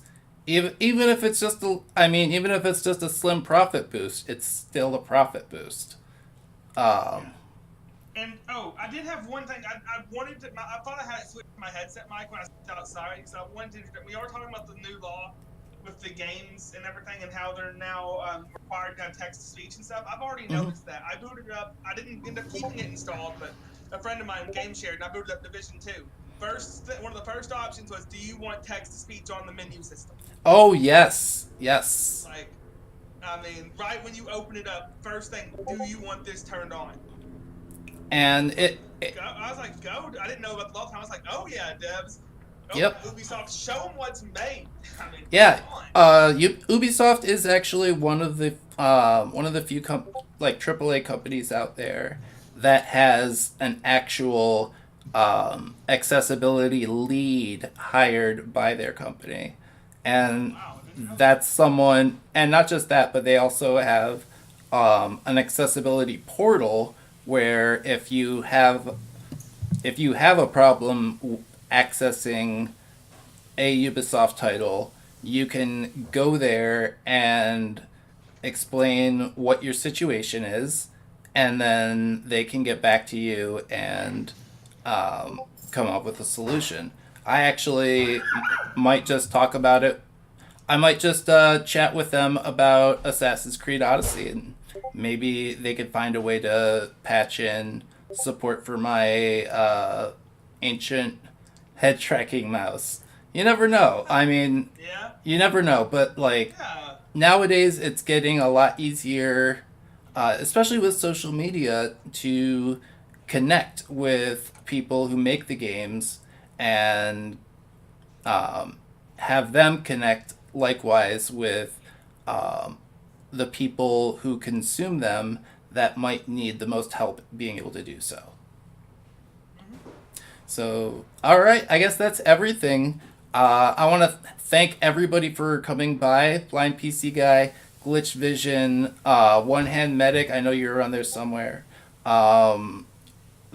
The Real Dark Cola has been absolutely phenomenal, giving a little insight to the medical side of things. We had Ian Hamilton chilling in the roundtable chat. It's been a really fantastic event, and I hope to do it again next year and have it be a bit more prepared and properly set up. But for something that I put together in 18 hours, I think this actually worked out pretty darn well. So Even if it's not fully just accessibility awareness, start something like more like this, even on a monthly or bi-monthly or some sort of basis. Was great. yep. That's actually some. Well, we do have community events. Our community is actually going to be. Style thing is what I mean.